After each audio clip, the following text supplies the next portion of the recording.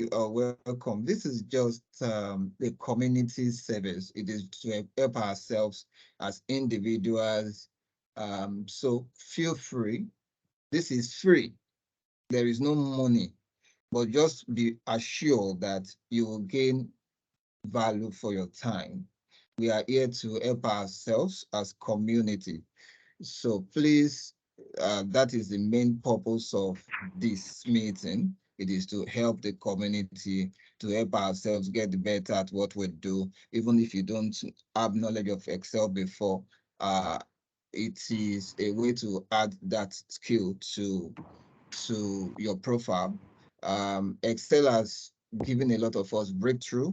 Excel has helped us to, of course, increase our monetary value. Let me put it that way. Okay, so we'll just start. Thank you everyone once again.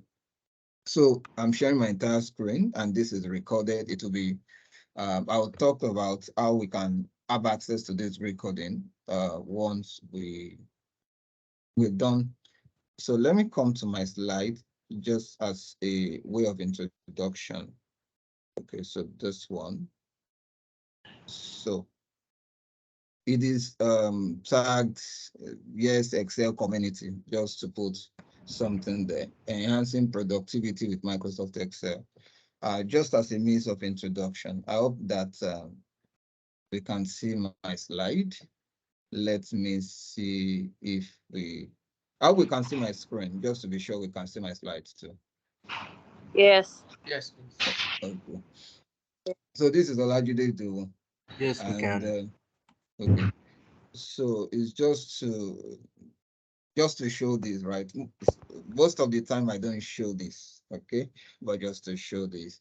I've been working for some time, maybe not too long, maybe 15, 16, anyways, not too long.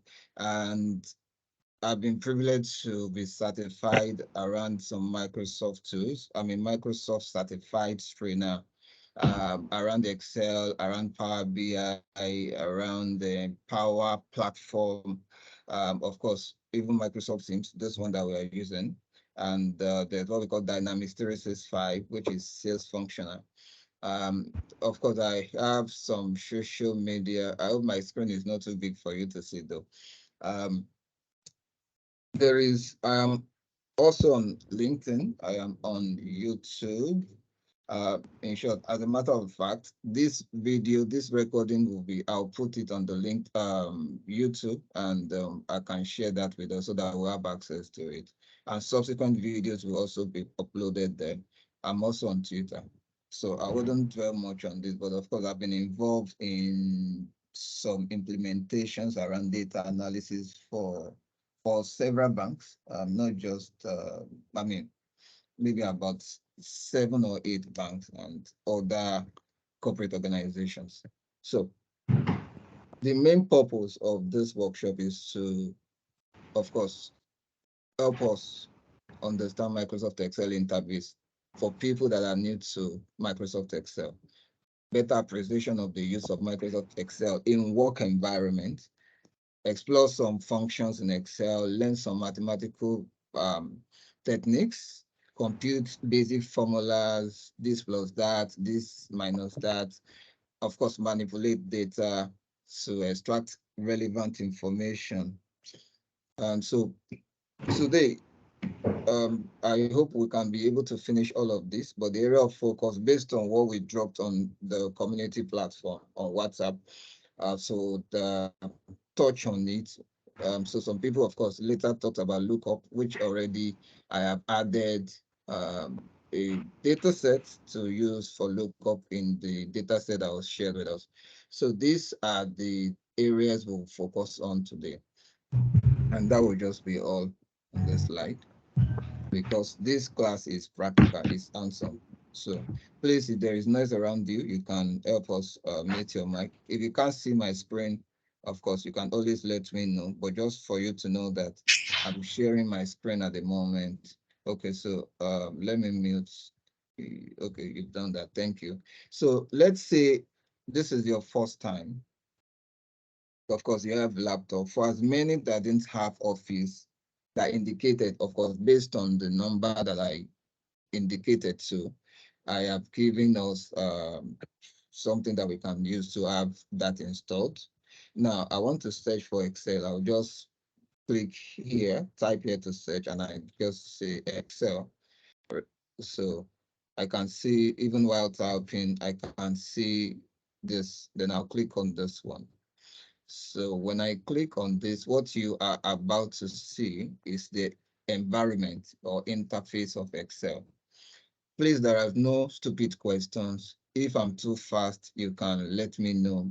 Feel free to ask questions because that is the main of the most important thing. If you have any issues, any challenge, I beg you to ask questions. If at any point in time you can't see my screen, please do ask questions. All right. So I hope my screen is visible. I hope we can see this environment. Please let me just get that feedback. I'm sharing my entire screen, so I would like you to mute and say you can see, then we proceed. Yes, I can see. Okay, thank you. Yes. Good. So now this is Excel environment for people that are, okay, maybe let's do it this way so that it can help us achieve a lot. If you are new to Excel, you can raise your hand. If you've just heard about it, you have not used it before, if that means you are new to it, okay, I can see Korede's hand, yes. If you are new to Excel, meaning you have not used it before, I'm only seeing one hand. Okay, that means that it's just one person on this call that is new to the use of Excel or that has not used it before. Okay, so it's fine. Thank you for that. I will minimize this. And so this is Excel environment already. So this Excel environment, right? When you launch it, just like I search for it, and you see the icon, you click on it, then it opens. Though we have different versions of Excel, different versions. You know, yesterday on WhatsApp, I was saying 2016, I gave some people 2013 license. So we have different versions. How will I even know the version I am running? When you open Excel, if you click on File, so what I'm showing is just to show how to know the version you are running. You click on this file. When you click on File, you will see information. When you click on information, for instance, you will not see the version you are running. But if you look at this place, you see account. So if you click on account and you take a look to your right, you would see, apologies, you will see the version you are running. Just a moment. I am running Office 365, that's Microsoft 365. So for some of us, if you click on file and you come to account, if you don't see account, I mean, just look out for more. When you click, you should look for account. So when you see account, you will be able to see the version you are running. There are different versions. So the list I expect we use in this class is 2013. There is 2016, 2019, Office 365. Now, so but this, Okay. because of, is there a question for me, please? So if there's question, Tokwe, please, people can drop a chat, people can drop it in the chat, and Tokwe, you can take a look, and of course, let me know. People can drop messages there. I'm using two screens, please, thanks. Oh, great. Okay, that's fine. Thank you. So I'll minimize this. So this is Excel interface based on my own version. So if your version is not the same as mine, you might not have some things that I have. Now you would see this top, this place where you see my cursor is what we call quick access toolbar. Quick access, quick access toolbar. The reason why you see customize means that you can do it your own way. You want to do what is fine for you. All right. So when someone customize something for you, they do it specially for you. But the name of this place is quick access toolbar. It allows you to quickly put some of the things you often use at work. let's say when you are done working, you want to email the document. Instead of going to email to look for Outlook or something, you can quickly attach these to your email. If you, of course, enable it here. Maybe you also want to print. Instead of going looking for print, you already position it here. So it allows you to put something you quickly want to access, some commands, some of these buttons. So that's why it is called quick access. I quickly can gain access to it, quick access to, but I could put many things, all right, spelling, and all of that. I can put a lot of things there as long as they are things that I use as routine when I work. All right. So that is why this place is called quick access toolbar. If you look at this is book one. The reason why it is book one is because it has not been given a name. It is still blank, like it has not been saved. It has not been given a name. Now, so if you hold your big notes, it's just one big note, but in one big note or one exercise book, you could have a lot of pages. So if you look at where my cursor is, you're also seeing sheet one, right? Sheet one and book one. The reason is this is a book, an exercise book, but if you open the exercise book, you could see 20 leaves, you could see 40 leaves. So this is like a page, another page you can click. You can add many pages. But of course, you can't add many books. It's just one. You get the point. Just one exercise book, and inside of it, we have many sheets. So this is called workbook, and this is called worksheet. So if I'm saying workbook, I'm referring to, of course, just one. And we could have several worksheets within a workbook. Now, if you come to my right, you will also see some buttons here, but I'll talk about it shortly. This is me trying to use few minutes to talk about the environment for people that are just getting to know or Excel today. Let's put it that way. Now, The phone would have. sorry, there's the question. Okay.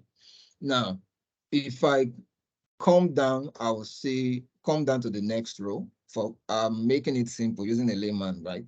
You see file, home, insert, draw, page layout. I could have more than you have. Please don't worry about it. So this is called home tab, file tab, insert tab. It can also be called menu. It's either you say tab, T-A-B. Let me zoom this out so that everyone can see it. I just want to zoom it out.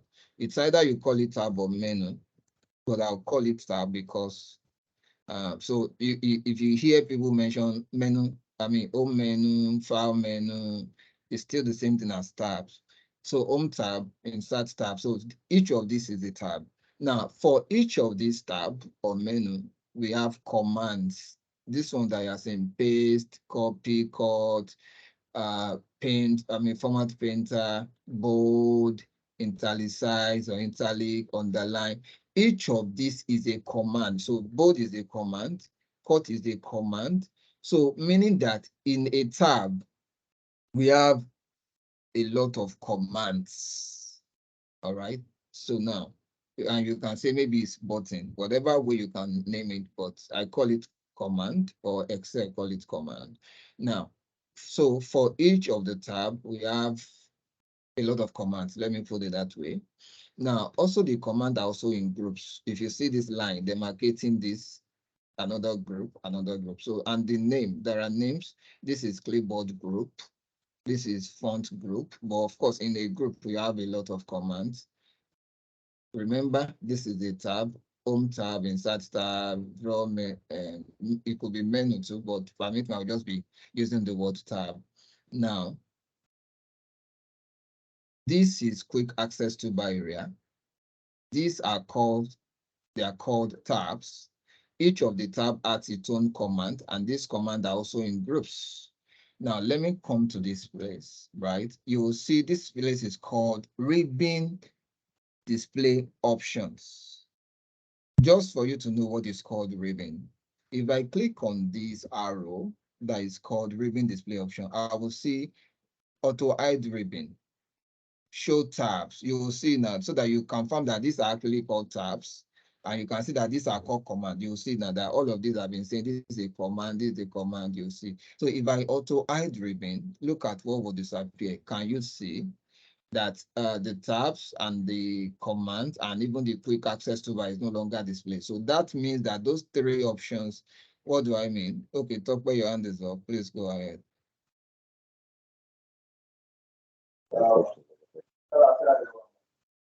Sorry. There is a question, right? Please, can you tell us a bit about Microsoft Office 365 subscription? Okay. Subscription. So I would have loved that we take that last, but it's fine. So subscription is to say you are paying for even not only Office 365 subscription, even for Office 2013 that I shared, there is a price. You want to Google the prices, right? So let me not give you wrong information. If you go online, you say price for Office 2013, you'll see it there. Depending on how many users, maybe 5 users. If you want to buy 5 users, I can't give you the correct figure right now, but I don't know. I don't want to give you wrong information. But if you Google online, you will see different prices. Now for Office 365, right? It has a lot of applications in it, just not one. It has a lot. So, and this class will be too, you get this question will be too, it will be out of context for this class. So I could answer you personally later, but just know that all these subscriptions for Office 365, most of the people that want to do this are big organizations, either for large users. But of course, as a personal, for personal purpose, so you can do subscription for 5 people. And of course, there is limitation to what you can do, though. I hope I answered you in a way, maybe not 100%. Wally, I hope I answered that. So I'll take that as in a way. So thank you. Please, if there is noise around you, you can mute so that everyone can enjoy the class. Yes, so, sir, you did. Thank you. So you will see this that I just showed, which is called ribbon. So if I click again and click on show tabs, can you see that confirms that these are called tabs? So if I click again and say show tabs and command, can you see that confirms this is tabs and command? So now this place is called name box. Name box. What is the meaning of name box? Just see it as this box is telling you the address of where you are. If I am in London, it will show London, though not in this context though. My point is that if you look at, it's showing F4, right? The reason why it's showing F4 is because I am somewhere where F is highlighted and 4 is also highlighted. So the point between of intersection between, okay, sorry, Toko, you can also mute, there is noise around you. The intersection between column F, which I'll talk about shortly, and this is called F4. But the name of this place, of this box, of this area where my cursor is called name box. What does it do? It just shows you your location. You said you are in Manchester. How will I know? If I look at your address, I'll see. So this shows you the address of where you are. So this place is called, let me stay in a blank place. You can see, if I stay here, it's showing the name, the address of where I am. So it is called name box. In front of it, this is called formula bar. Formula bar. Formula bar, what does it do? It shows you or tells you what really happened. For instance, if I type 4 here, and I type, I will explain everything in details. I just want to make you understand. If I type 2 plus 2 and I press enter, if you just look at this, all right, you will see 4. If you also look at this, you'll see 4. But what is really the true picture of what you are seeing? How to know the true picture of what you are seeing is to look at the formula bar. So in the formula bar, you can see, okay, what is there is actually 4. But if you look at the formula bar for this one, you will not see 4. So formula bar is one that gives you the true picture of what it is that are happening in a cell. All right. So meaning that this is actually formula. Though the output or the outcome, let me put it that way, the outcome of what you are seeing is 4, but what has led to that 4 is an expression of formula. But if you look at this, the outcome is 4. Of course, just a number, you just type it. I will explain the difference between formula and just ordinary number. I hope this is making sense to some of us that are new. Now, permit me to remove this one. I select and delete. I'll quickly talk about this one. So you see column A, this is called column, up, down, whatever means you can understand, up, down, like up, down, or vertical. So, but columns are identified by alphabet, all right, column F, G, H, and all of that. But rows are row 1, row 2, row 3, row 4, row 5. So rows are left to right or right to left. Columns are up, down, or down, up. But of course, how will you identify them? Alphabet is what you will use to identify columns, while rows are identified by number. Now, the intersection between a column and a row, it is called a cell. If you look at this place, you will see that B4, meaning that column B, row 4, they intersect at this junction. That is why you're seeing B4 here. So the name of this square or this box, let me put it that way, that you're seeing is called a cell like this. C-E-L-L. All right, it's a cell. So this is a cell, this is another cell. So each of this is a cell. So now, if this is clear to you, another thing that I want to quickly mention, remember, we talked about quick access toolbar from beginning. This is a book, workbook, and these are worksheets. You could have several worksheets in a workbook. And so this is a quick access toolbar. These are tabs. Each of the tabs, they have commands. The commands are also in different groups. This is the name box. This is formula bar. And this is a column, this is a row. Columns are identified by alphabet, numbers identifies the row. Now that we understand, and you already know the intersection of column and row is called a cell.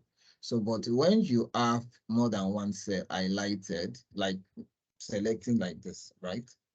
When you have this more than one highlighted, it is no longer a cell. It is called a range like this, range. It is called a range. Range means from where to where, from somewhere. It is no longer a single thing. It is now a range. So range is like from somewhere to somewhere. So that is why it is not a cell when you have something like this. But if it is just like this is a cell. But if it is more than one, it is no longer a cell. It is a range or range of cells. So now, I hope this is clear. I hope this is clear. The next thing I want to talk about is just to talk about what can sit in a cell. Permit me, I'm using a layman language just so everyone can understand. Now, we have, permit me to delete this ones. So we have what we call text, T-E-X. Let me zoom out a bit in case some people cannot still see it. So this is the text. We have what we call number,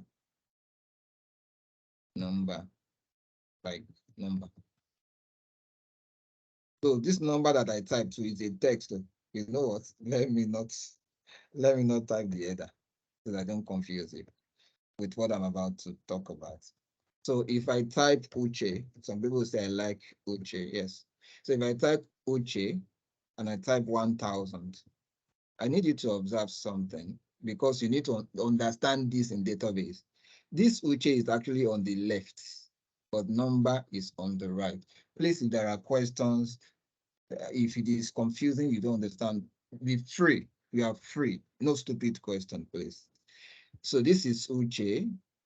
This is number. This is a text. This is number. Numbers will go to the right in a cell. Numbers are always on the right. If I type 3 and I press enter, can you see it's on the right? But if I type A and press enter, A will be on the left. So numbers are always on the left. They are by default, they are left aligned. Left align, alignment, left aligned by default. Numbers are right aligned.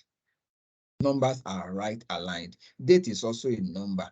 Date is number. So if I type today's date, right? This is still talking about the environment, please. If I type today's date like this, 24 April 2023, and I press enter. Can you see it's also on the right? Just so you know it's on the right. So date is also number. So date will also find itself. I mean, it will just be right aligned by default. It will find itself on the right. Okay, if this is clear. Now that brings me to what can sit in a text. So which is text? Will reside inside this box, this cell. Now, number is also sitting in the cell.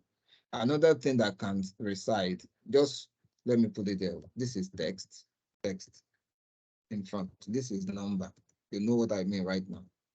It's just that this text is talking to this. This is number talking to this. So another thing that can reside is what we call formula. So now, just like I did the other time, equals to 2 plus 2, and I press 4. This is the text. If you look at the formula bar, it is text. Remember, formula bar shows you the true picture.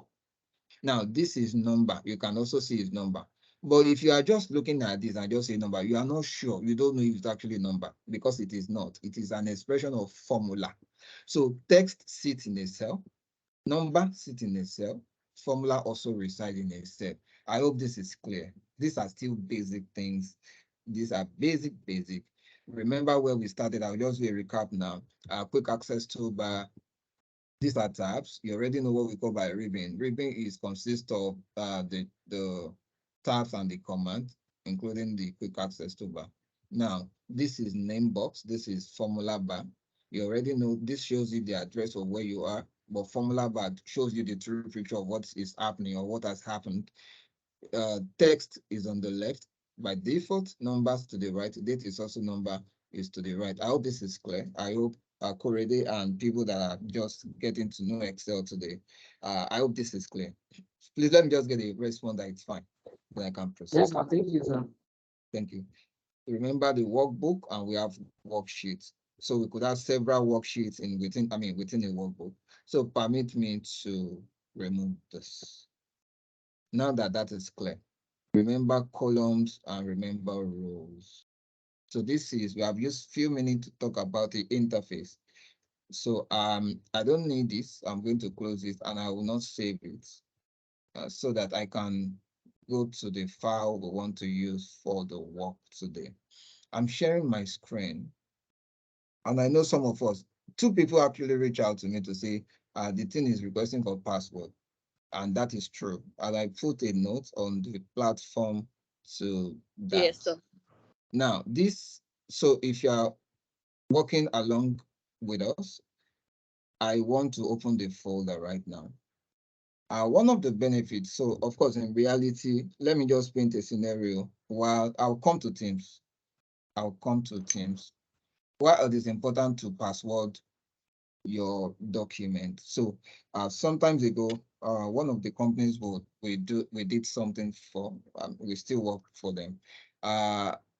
So the HR, so we have head of HR and the deputy HR. So the HR assistant has always been telling the HR to increase his allowance, not salary, that she should influence his allowance. And HR has always been asking, what is the justification? If you want me to increase your allowance to reflect that on the payroll, how will I be able to justify that? So every time he brought it up, HR will counter by saying there's no justification.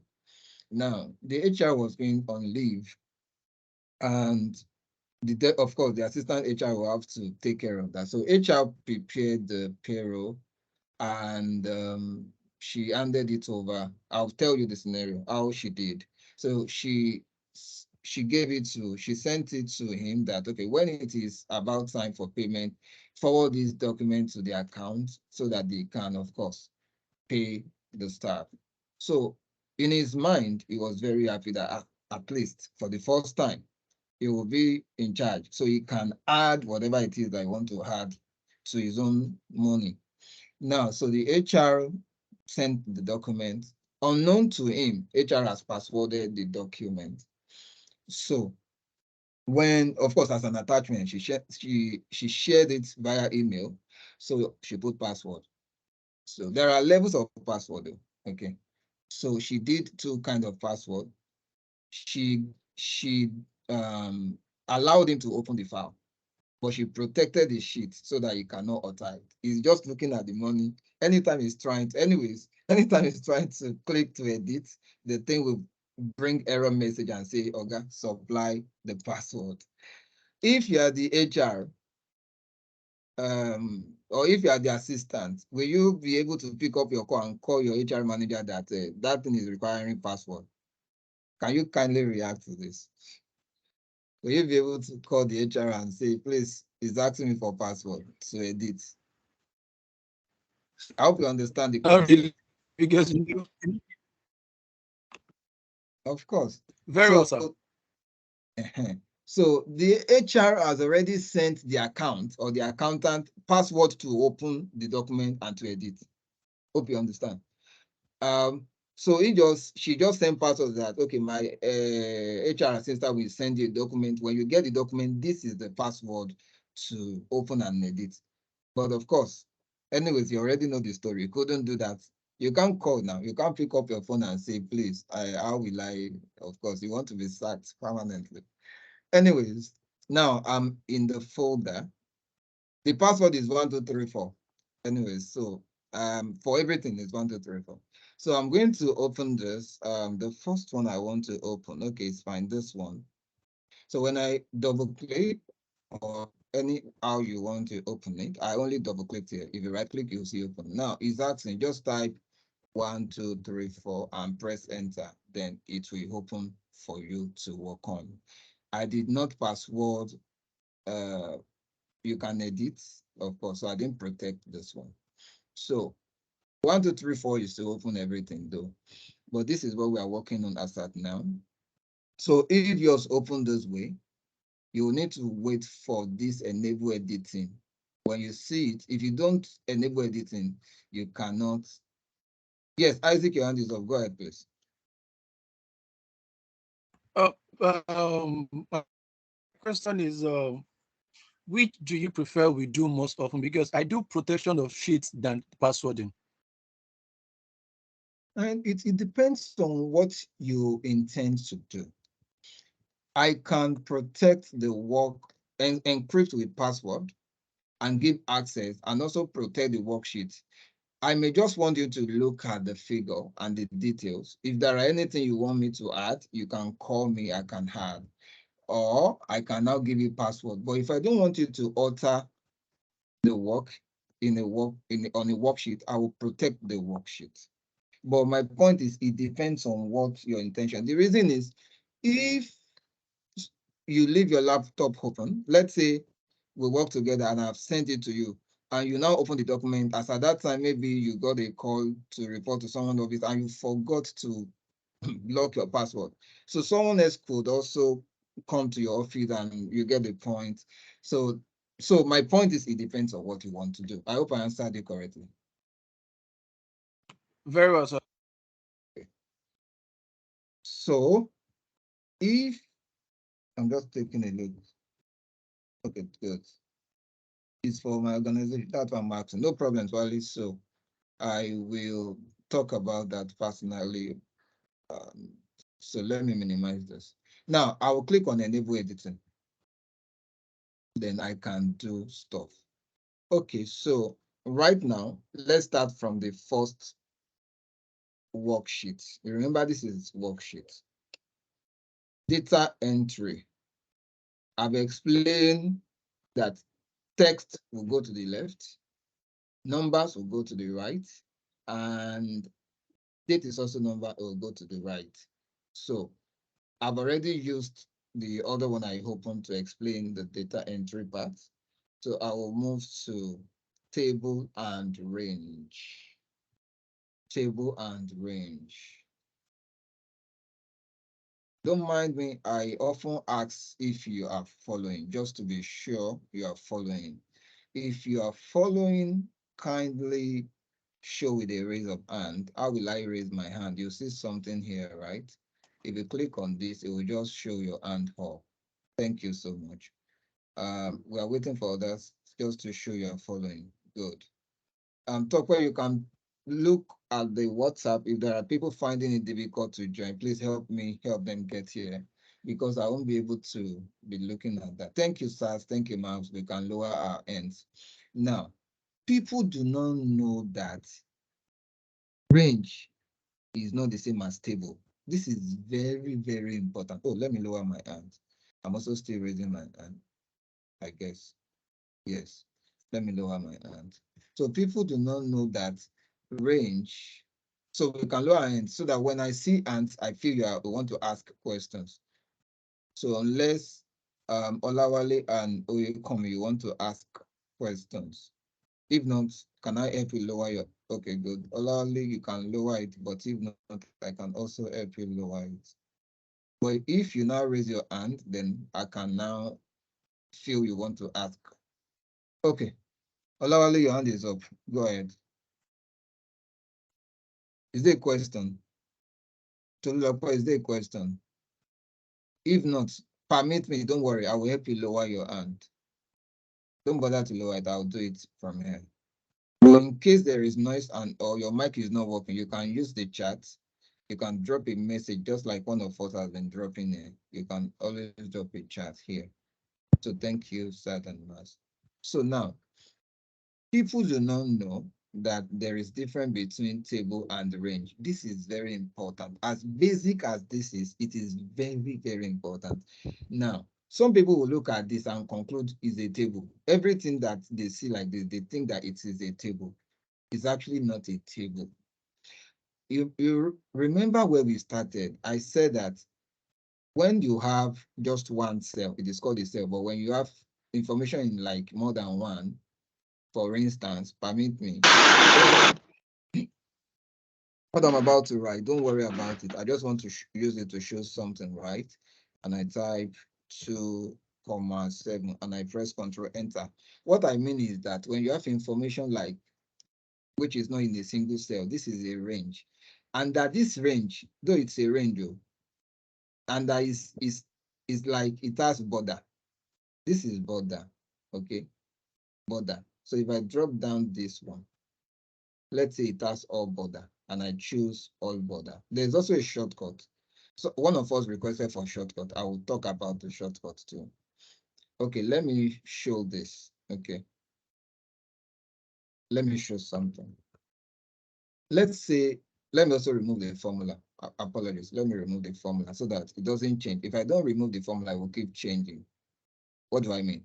If I type something here now and I press enter, these numbers will change because I used formula to generate it. Can we see that that's changed? If I delete this one and press enter, it will also change. If I delete what is there and I press enter, it will also change.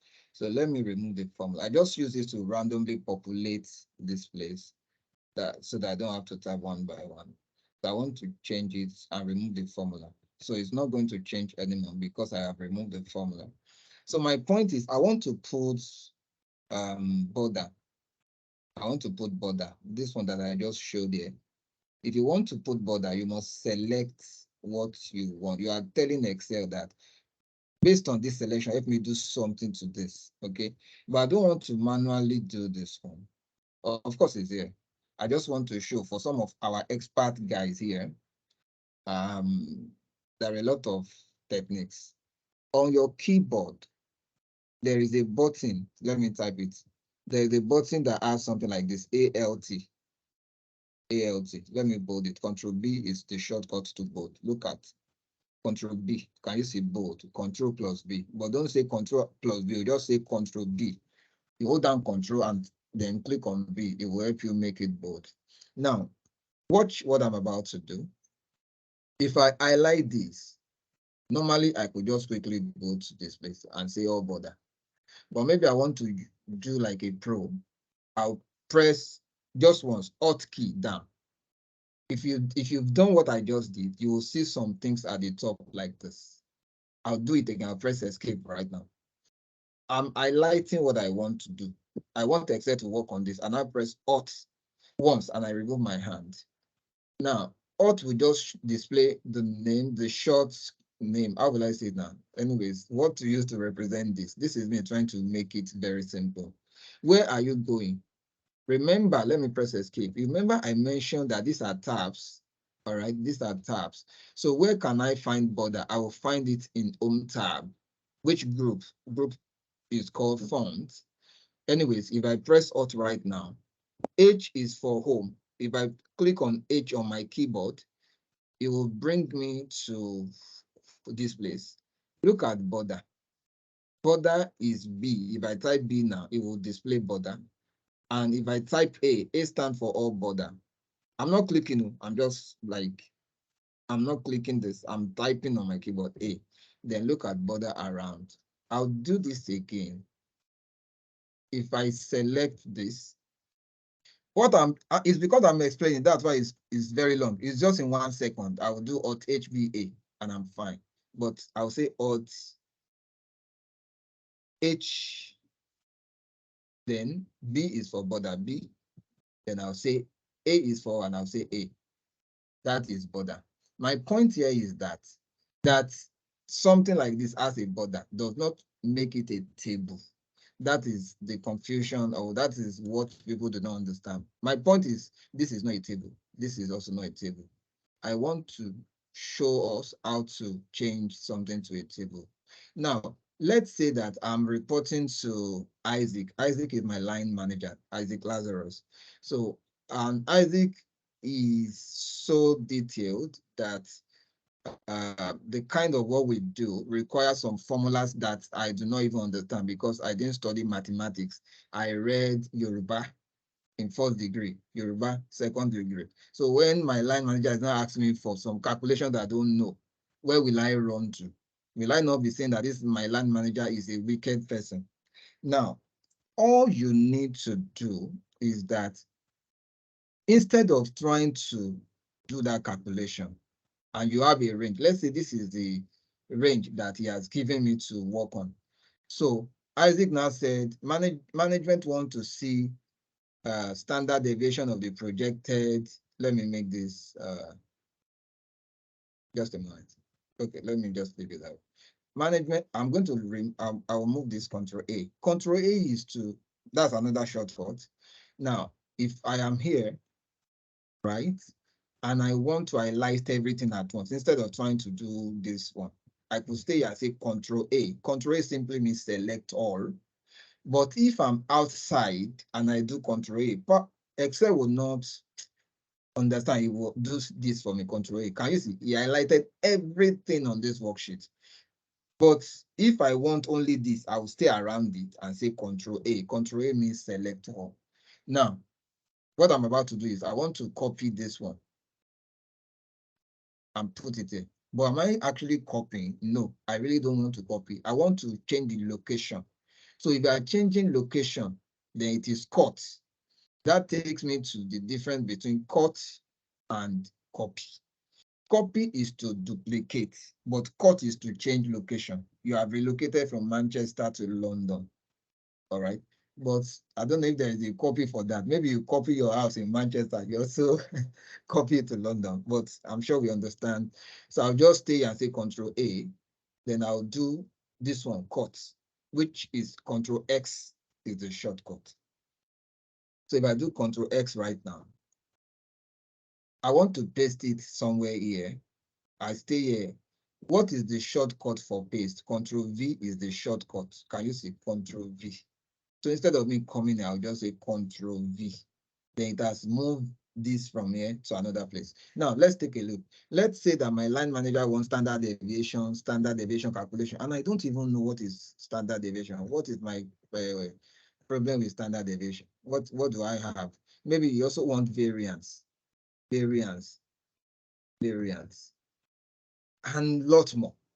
Now, if I am good in mathematics, of course, I will know what to do. But I don't even understand anything. Sorry, if there are questions. If you just join, you can mute your mic, please. Please help us mute your mic. Good. Help us just mute. Okay, let me mute the person first. Just a minute. Okay, she's done that. Now, so instead of me giving myself stress, standard deviation, average, and I don't even know calculations, please, anytime, my point is that anytime you have something that is like a range, because I want to differentiate between table and range, always convert your range to table. Now, I need you to take, I'm going to move this back a bit so that you can see the difference. Control A. This time I'm not going to use, I will just use a shortcut. I will not go this way, Control X. Look at, okay, let me just show that. I did Control A. Then I put my cursor at this edge. Can you see it's showing like 4-edged arrow, right? I can left click and drag it. It will follow me. Look at it. It will follow me. If I stay here, it will move here. If I select and put my cursor at the edge and left click and drag, anywhere I put it, it will follow me. That's another way to move something from where it was to another place.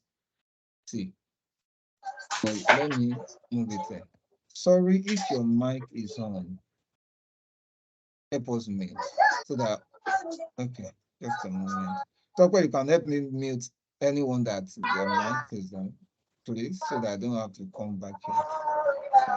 Okay, I'll do that. I just did. Now, all this story is to make it simple for us. This is a range.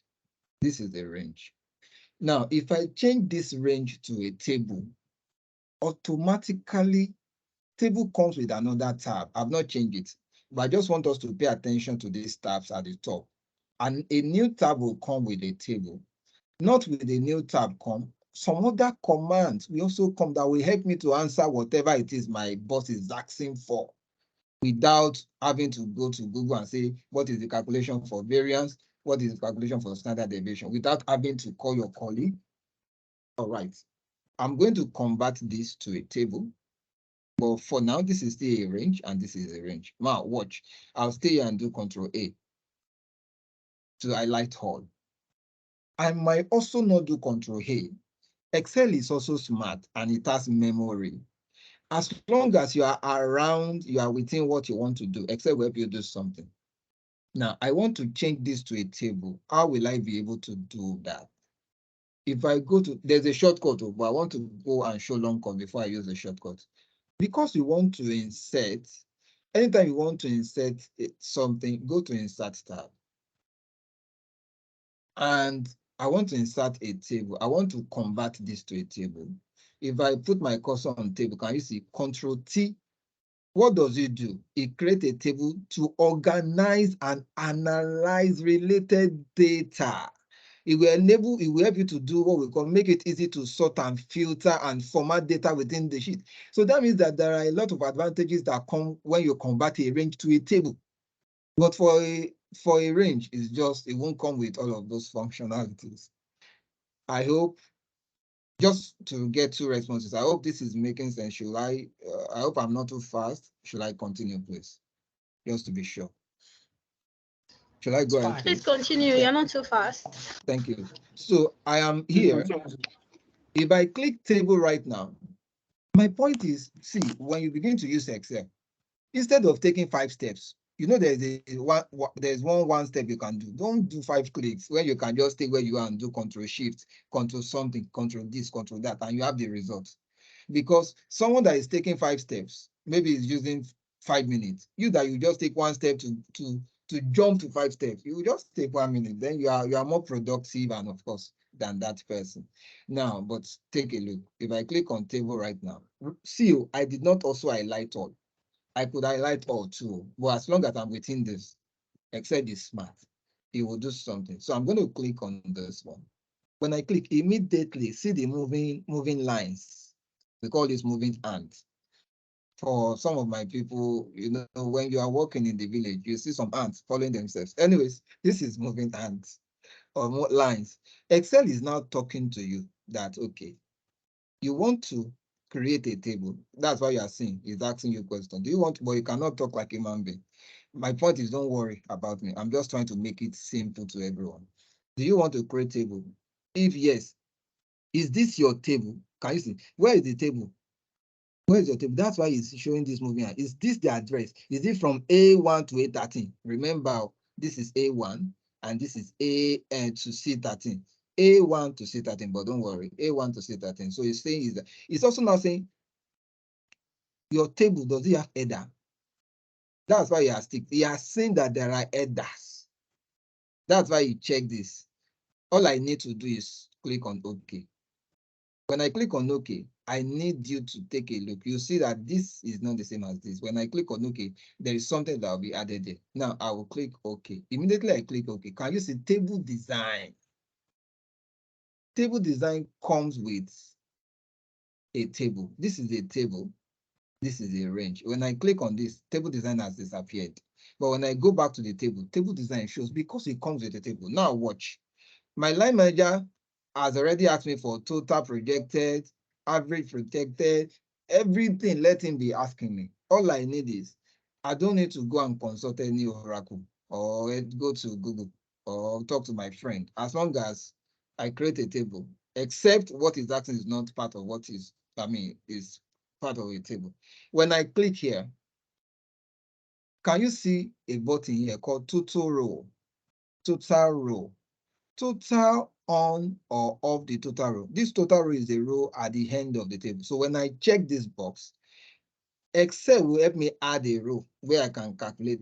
Not that I will calculate, it's part of it, where I will just show the total. When I tick now, take a look. Immediately. Okay. Oh, you come, Lolade, your hand is up. Go ahead, please. Yes, sorry, please. Can you go back to how we I make will. the I will. I will. header? Thank you. I'm using this one now. Undo. Can you see? It's back to a range. So you want me to show how we convert it to a table, right? Is that what you want? Tell me, please. Actually saw that, but I got lost from that table part. Okay, take a look. I will just, for now, I'll not go through the long cut. I'll do Control T. You know that's the shortcut, Control T. Immediately I did Control T, this shows, right? Lolade, can I go ahead? Yes, please. Then I'll say, okay. Immediately, this table design shows. That's all we did. Are you fine now? Yes. Okay. Okay, Now, so the upper part, that one that has file, the toolbars that shows tables, summarize with pivot and stuff. I don't know. I'm not getting it here. That's what I'm asking. my point is, this is still a range. This is Oh, also a range. But when you convert a range to a table, it will come with a new tab. okay. So I will convert this to Control T now. You know what I mean, a table. Immediately I change this to table. This shows up because it is part of a table. It is embedded in a table. Let me know if it is clear, don't worry. Are you fine now? Yes, thank you. Okay. Now, let your manager ask you for anything. Look at this row. Look at this one here called total row. If I check this box, immediately it has helped me to add a row. In short, it has even helped me to calculate this. This is the total of all of this actual budget. This is total. But let's say that what my line manager wants is not even total. Immediately, can you see that there is a drop down? Now watch. This comes with a filter button. Range does not come with it. Though range can also have it. I'll get that too. But so that if they say only January, only April, only something, you can filter. But that is not where I'm going. My point is, immediately the table added that row, and let's say it's asking for anything. Watch me. If let me scroll a bit down so that we can see. Okay, let me scroll. Let me zoom out. Good. I hope you can still see my screen. So immediately you added, can you see that range has nothing like that? If I just drop down, can you see? Is it average you want? I will help you do at a click. Is it count, the occurrence? Is it count number? Is it max? Maybe highest salary, highest projected. Just see that's projected budget. Highest projected, that's the meaning of max. Is it the minimum you want? Is it the total, which is some? Is it standard deviation? Is it variance? Do you even want more? If I click on more, there are a lot of them. My point is that it is nice that when you have a range, try and convert it to a table. It will make life easy for you. It is more secured when you have it as a table than having it as a range. I hope this is clear. So this is standard deviation. Can you now imagine? I will now go to Google and go and look for calculation of standard. This guy has already returned standard deviation. I don't even know how he came about it, but just know that it has done this for me. And that is all I'll give to my line manager. Is it clear, please? Is it clear, please? Yes, yes. Okay. Now, there are a lot of things. There is slicer, you can summarize a pivot table. Someone asked for that. Table by default comes with some things that will make life easy. But if I stay on range, I'll have to do maybe a lot of things before I get this, right? But the thing is, there are a lot of benefits when you convert a range to a table. So I hope difference between a table and range is clear. Everyone, I hope this is clear so that I can move to the next one.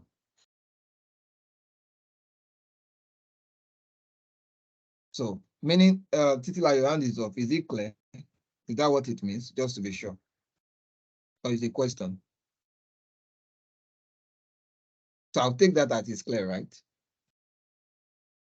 Okay. We can lower our hand if it's clear. So I'll take that as it's clear. Thank you. So you can lower your hand if it is clear. Sorry. But okay, go ahead. Okay. I'm trying to do the same thing here. How do you come about clicking on total to get the sum of the money together? Take a look immediately. Okay, let me do Control Z. Control Z again. Control Z. So when we convert it to a table, Excel will not help you do everything. Is waiting for you to say, do you want me to help you add total row? Can you see my cursor on table design? Can you see my cursor? If I do not check this box, it will not be added, though it's part of it, but I need to say show. When I click on show, it did this for me. So if I now say, no, this is, okay, tell me. Maybe I'm clicking on something wrong. Mine is showing column stuff. That means that, did you select from the header? If yours is showing column 1, column something, then you have not done the right thing. I'll just take a look. Because of you now, I have changed this back to, take a look. I have not converted this to a table. Now I want to change it to a table. You can, I said you can do Control A. Ensure that you are within this place. Oh, if you are not there and you go anywhere, if I do Control T for this one, it will show something else. Now, I need to stay around. If you know that you don't want to use my technique, do not worry. Select Control A. Ensure the header is also captured. Okay. If the header is captured, you can go to insert. Maybe I should use long cut for you and click on table. If I click on table, right, you must ensure that the moving line is also moving around the header. Please, if your mic, if there is, Toko, you can help me mute this. Sorry. Okay, let me come and mute them.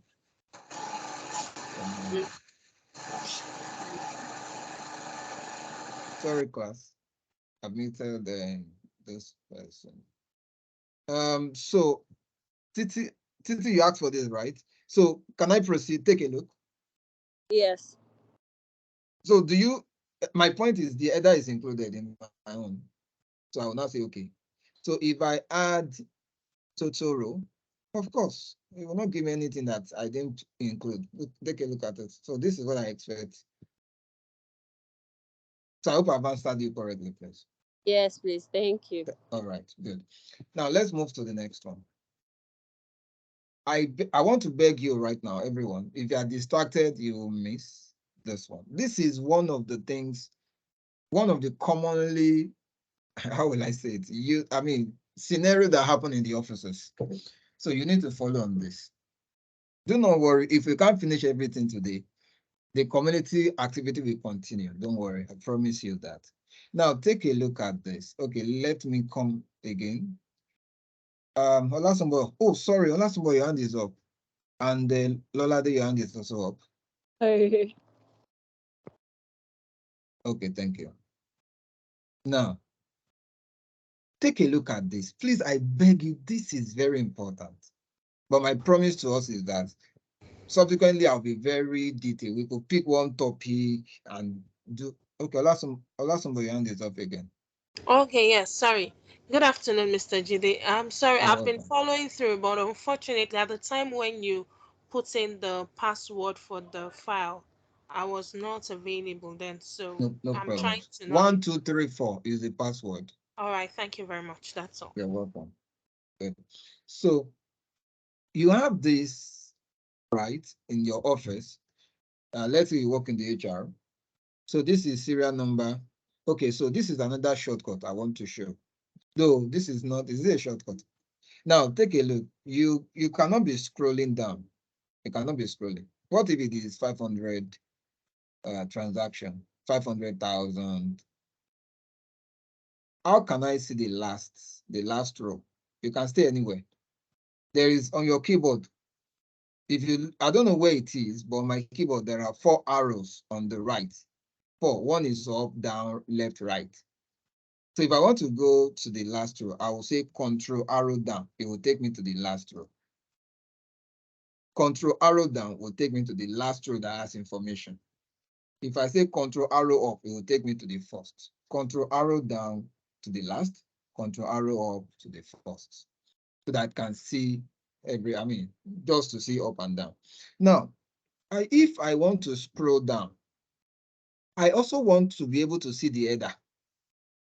If I'm scrolling down, I should be seeing the header so that if I want to enter another information for someone, I should not go and put the wrong information where it should not be. I don't know if this is name, if this is department. Can't I see the header? In order to see the header, there's what we call freeze pen. I can also say this to us that a lot of people also struggle. At the time when I started, I was also like struggling with freeze pen. When they taught me, the way the lecturer taught me was not, it wasn't clear. All right. But take a look, I beg you. If what I'm about to show, you also do not understand it, tell me.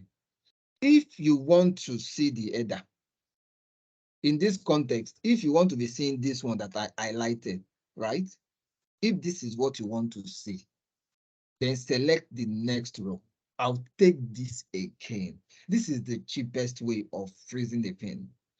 If this is what you want to see, right? Go to the next row. That is it.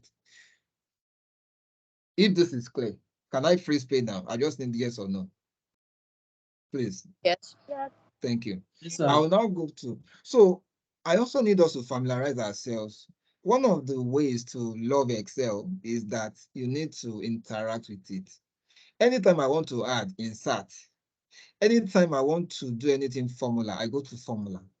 Anytime I want to, anything to view, to look at visibility, I'll go to view.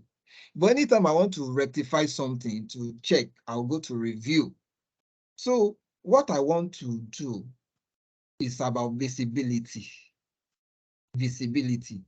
If I go to view tab, I'll see freeze because I want something to be visible. So I go to view tab. I want to see the header, but I'm coming to the next row. All I need to do is go to view tab, look at freeze pen. Don't give yourself stress. Just click on freeze pen. Don't bother to say freeze top row, freeze first column. I'll take this again. If this is what you want to be seeing, when you scroll down, come to the next row. When you come to the next row, go to view and say freeze pen. When I freeze pen now and I scroll down, I will be seeing the header. That is it. Now, that's just the best way. I will unfreeze now because I also want to answer someone. I feel someone is trying to ask a question that, okay, what if I scroll to my right and I want to see some things, how will I be able to do that? The same way, let's say you want to be seeing serial number. You also want to see the name. Maybe you also want to see department. If you want to see column A, B, C, then select column D and go to view tab and say freeze pen When I freeze pane right now and I scroll to my right, I will be seeing those ones. I can now input information. How this is very simple. How this makes sense to us. Now, someone is also asking, I feel that someone is also saying, what if I want to, if I scroll down, I should see the header. And if I scroll to my right, I should also see these columns that I want to see. Do not worry. This is where I want you to pay more attention. If I scroll down, I want to see header. And if I scroll to my right, I also want to see some columns. How will I be able to do that? Take a look at it. I want to ask someone this question. What columns do you want to see when you scroll to your right? You can omit and tell me. Which of the columns you want to see when you scroll to your right? Anyone, please. Employee and status. Employee. Okay. If I want to do this, right? And when you scroll down, you also want to see the header, right? Am I correct? Just to be sure. Yes. Okay. Yes, sir. Since if I scroll down, I want to see the header. And if I scroll to my right, I want to see this column. Take a look. This is the row I want to see when I scroll down. That means I should come to the second row. And if I scroll to my right, I want to also see column A to D. All I need to select right now is this place. Look at where my cursor is. This, in this context, is already selecting row 1.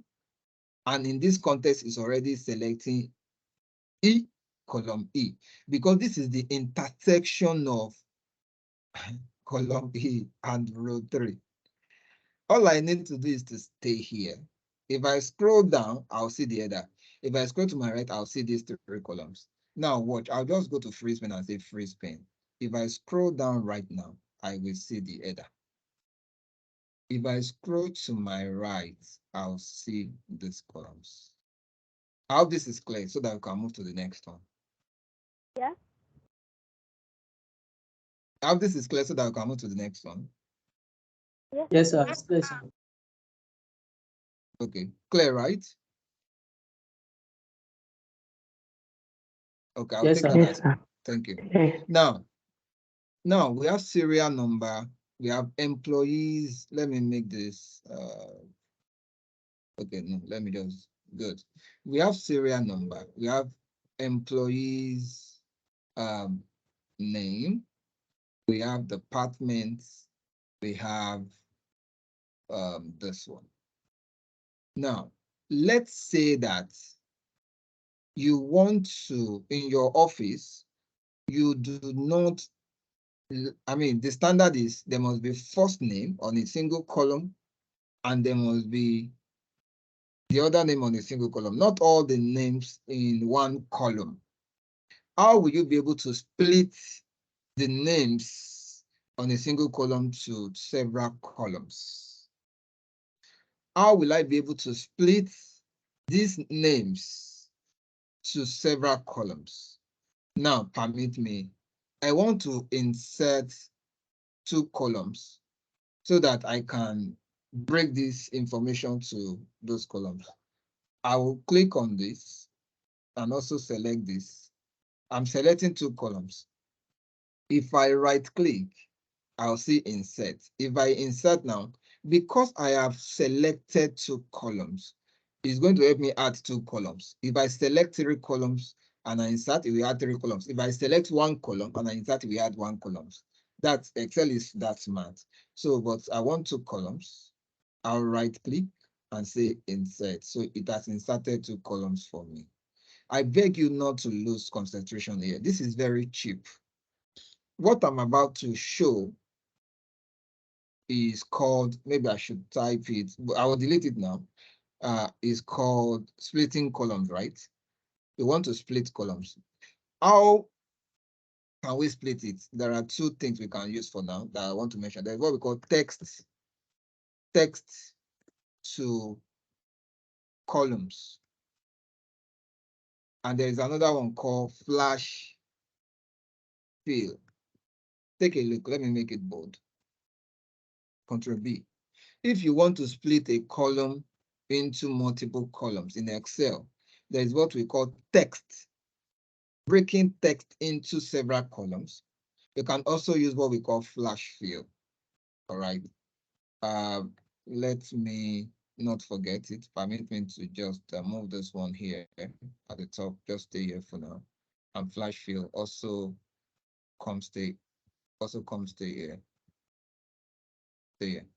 Good. Now, I would select what I want to break. Anytime you want to do something, you want to let Excel know that what you want to do, look at what I have selected and do that on it. Please, can I proceed? I will select, I don't need the header in this context. I will just select from the first row, Control Shift, arrow down to select all. Control Shift and arrow down will help me select from top to bottom. Let me know if I should proceed, because the main thing is for us to be fine. Should I proceed? Did you see how I selected? Yes, sir. In case you missed out, Yes, sir. I did not include the header. I put my cursor on this one, then Control, Shift, then arrow down. I have selected from top to bottom. Now I need to go to a tab called Data tab. Okay, let me start with flash fill first. Some of us, we like a very easy thing. So let me start with flash fill. Watch flash fill. Excel will say that if you are using flash fill, just supply some patterns. When I see the pattern you are typing, I will help you flash it. If that is what you want, press enter. Please, I'll take that again. Though Excel cannot explain it the way I'm explaining it. Excel will say type some things. When I see the pattern of what you have typed or what you are typing, that is the right word. When I see the pattern of what you are typing, I will help you flash it. If that is what you want, you will say enter. Now, I'll type A, B, B, O, T, T. I'll press enter. By the time I start typing this second one, Excel will do something. Immediately I say A. Is saying, is this what you want to type again? No, this is not what I want to type. I'll type C. Immediately I type C, can you see something right now? I need us to react if you can see it. Can you see some things grayed out? Yes, sir. Yes, sir, we can. This is what we call flash fill. Excel will look at the pattern of what you're about typing. It's just going to, just imagine that you have 500,000 staff. Will you be doing this one by one? No. That is why it is called flash. I will flash. Right now it's flashing it. In order to fill, you must press enter. Can you see? If you are wondering, is this done completely? Yes, that's done it. So this, I achieved this with flash fill. So by any question? Should I proceed, please? You know, I'm sharing my entire screen. Should I proceed? Please proceed. Sorry, I need a response. Should I proceed, please? Proceed. Thank you. Oh, Titi, your hand is Yes, up. please. I missed out, please. Sorry. You missed what? Tell me, please. Yeah, I think I missed how you were able to put No the problem. data. I'll do this again. Control Shift. I mean, Yes, Control Z. thank you. Take a look at this. I've inserted columns. I want to use flash fill first, right? I will type. Remember how I type. Excel will just look at the pattern. If I type lowercase, if you look at the pattern, I supply lowercase. So I say A, B, B, O, T, T. Of course, you get. I'll now say enter. By the time I start typing this second one, for some people, it could be third one, it could be fourth. Don't worry, just continue. We'll see the pattern. I'll type A. Immediately I type A, it's saying, okay, is it Albert you want to do again? I said no. Immediately I type C right now, it has flashed it. That's all I did though. I didn't do anything. Titi, I hope you're fine. That's what I'm doing, don't worry. All I need to do right now is to press enter. It has done this from up to Benjamin, your hand is up. Go ahead, sir. Yeah, I just wanted to ask, how did you activate the flash fill? Is it by, because I saw you typed flash fill in that column there. No. I only type it to say that we want to talk about it. Okay, is it auto activated or there was something you did to activate the flash fill? It is auto actually. Okay. It's auto. If you go to data tab, I'm on data tab right now. There is a group called data tools. All right. Can you see this group? Can you see my cursor? Yeah. Take a look at Yes. this. What can you see? Remove duplicate. What can you see here right now? Flash fill. What does it do? Let's read it. Benjamin can read it.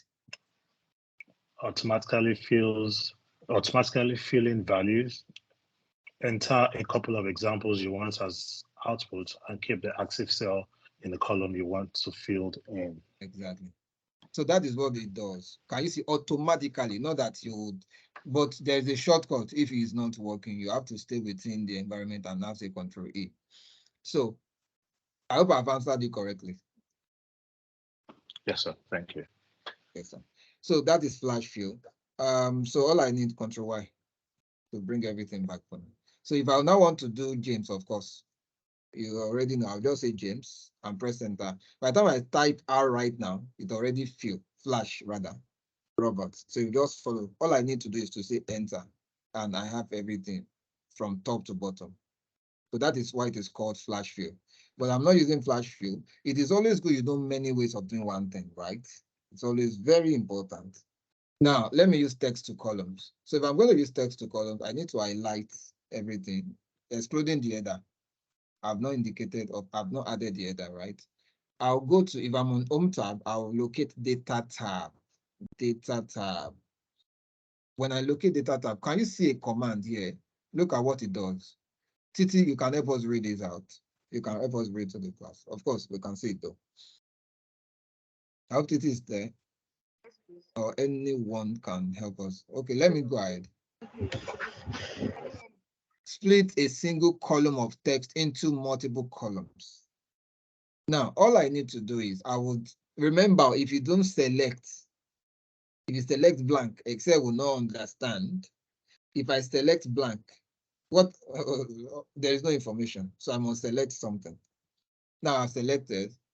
I can scroll up, I can leave it, but I want to scroll so that you can always see. I click on data tab and I'm coming to this group called data tools. There is text to column. When I click, a wizard will show. All right. A wizard, this wizard, right? I may not be as detailed, like I said. Subsequently, we would be picking one topic or two, then we'll trash everything about it. That's the better way to actually have in-depth knowledge per topic. So all you see here is preview of what I've selected. So Excel is saying that based on what you have selected, I can see that comma is separating it and space. I may not have enough time to explain this today so that we can, I'm looking at our time already, like the time is even very fast for me. Now you would see delimiter. How do we know? Anytime Excel sees an information that is separated by comma or space, as long as there is something separating one word from another, there could be slash, it could be slash, it could be, as long as there is something that separates Olajide do, if it is not one word, as long as there is something, either is space, either is comma, either is slash, either any sign that separates it, Excel will say it is delimiter. That's why you see this one. Characters such as commas or tab. Now, if I say all that this wizard or this dialog box is actually saying is that, is this what is separating? Is this what is like? If that is what it is like, say yeah, next.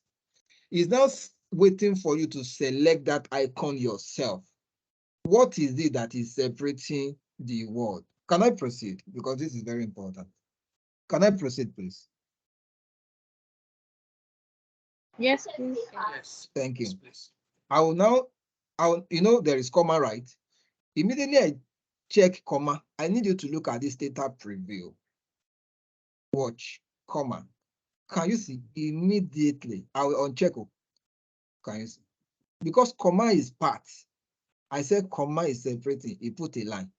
After you also put a line, there is still space because there should not be a space before a word. If I say space is also there, can you see that it's now closer to the line? Did we see this just before I click on next or finish? Yes. Yes. Okay. All I will do is to say finish because this is how I want it. I don't need to say next for now. I can just say finish. Immediately, it has broken this into two. That's all. That's done it top to bottom. In short, that means someone has 3 names. That's why it's always good to create more columns when you are trying to do this, so that in case someone has 3 names, it cannot split to the column. I hope this is clear. Can we move to the next one? I hope this is clear. Can we move to the next one? Yes, it is. We can move to the next one. Okay. Yes, Thank we you. can. Thank you. Now, I do not need all of this. Permit me. I just came to answer one of the questions. The next one I want to answer. Now you have record for employee. And there is the date they were hired. This is the salary they take. Their performance based on job rating.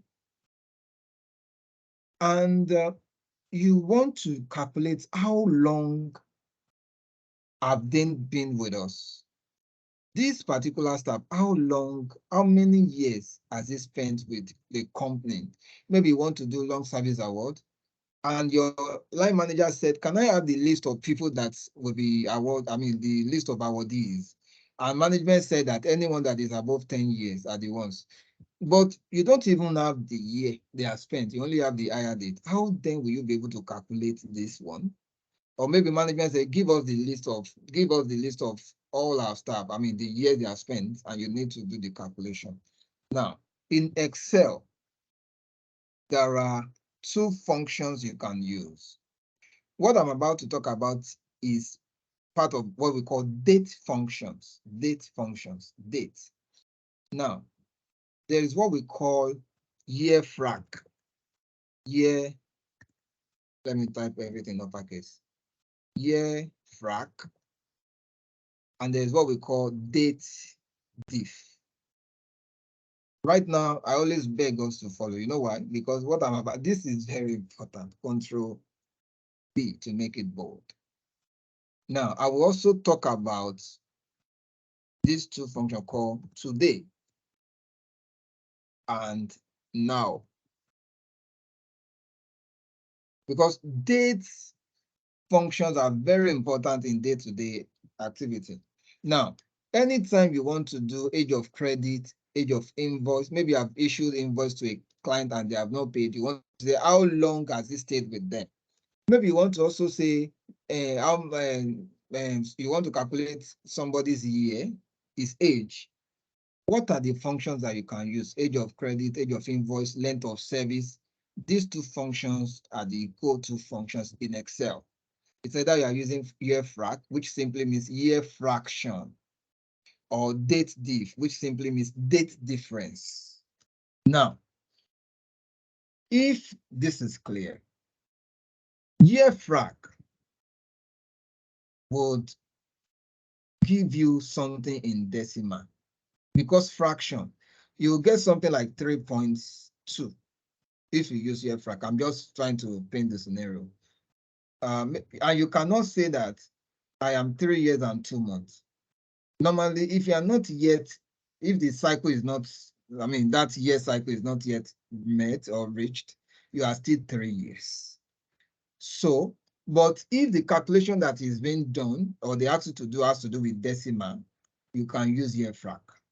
But if it is the exact age, you need to use date diff. Now, for date diff, this is to year frac. For date diff, maybe I need to bring it out a bit. Permit me to bring it out from here. So for date diff, right, there are things that are very important. If you want, let me move this forward. If you want year, if what they want you to return is year, because this is very important. If what they want you to return is how many months at this stage, if they want you to return how many days at this stage, I'm trying to be very detailed before we use it. If it is number of year, how will you answer it? You will do it like this, shift Y, double quotes. I'll make everything bigger. If what they want you to return is month, you cannot type month. You will type it like M and double quotes. If what they want you to return is number of days, then you have to say D in double quote. I'll make this very bold so that you can, in case you can't see it. So date diff will ask you, is it not year? If it is year, you type Y like this, double quotation, Y double quote. If it is number of months, you do it this way. If it is number of year, you do it this way. But for year frac, it will not ask you for YMD. Let me know if this is clear, because what we're about to do is very important. It's one of the things you will need. Can I proceed, please?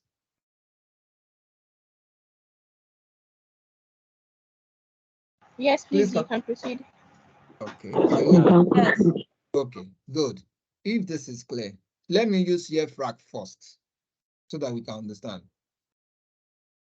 Before I use year frac, there is a function called today. Look at it. Today. Let me bring it closer. Instead of writing or typing today manually, today's date is 24th April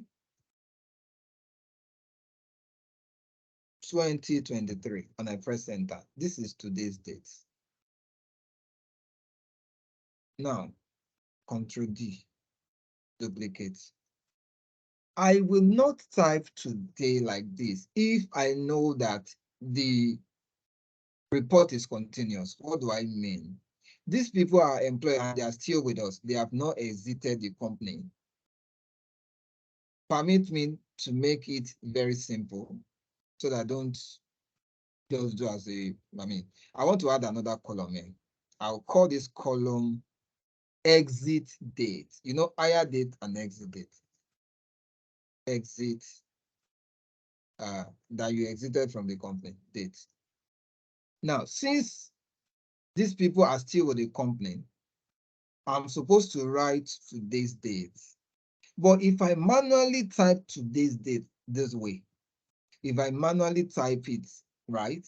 What about tomorrow? It will not change. It cannot change because I manually type. If you look at the formula bar, I manually type today's date. And these people are still with us. So tomorrow I will still come back again and write 25th. Next tomorrow I will write 27. I'll be disturbing myself, stressing myself. So instead of writing it manually, there is a function called today that will always help me to pick today's date every day without me touching it. All I need to do is, I'll just say equal to, okay, let me cancel. I want to make it closer to us. Just a moment.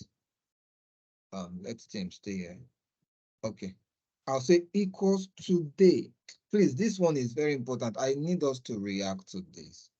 Someone can tell me, what does it do? For every function you type, there is something that it will show. Please, what does this do? What does it do? I need someone to please react to this. Returns the current date formatted as a date. Thank you. I'll pick it and I will close the bracket. It will not ask you for anything because it will return today's date. When I press enter now, can you see? Can you see? This one, I manually did it. Look at the formula bar. By tomorrow, this one will not change. But this one, by tomorrow, look at the formula bar. It's showing today because tomorrow is another today, is another day. So what you will see here tomorrow will be 25th. Next tomorrow, 26th. But this one will not be changing because it is manually typed. But this one will be changing because it functions. Is this clear? Because I will need it here. Can I proceed, please? I hope that we are following. I hope it's not just some set, few persons. Can I proceed? Yes, Yes, please. please. Yes, Thank you. sir.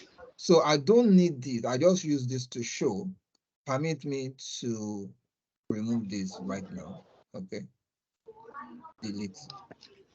So I will type equals today here.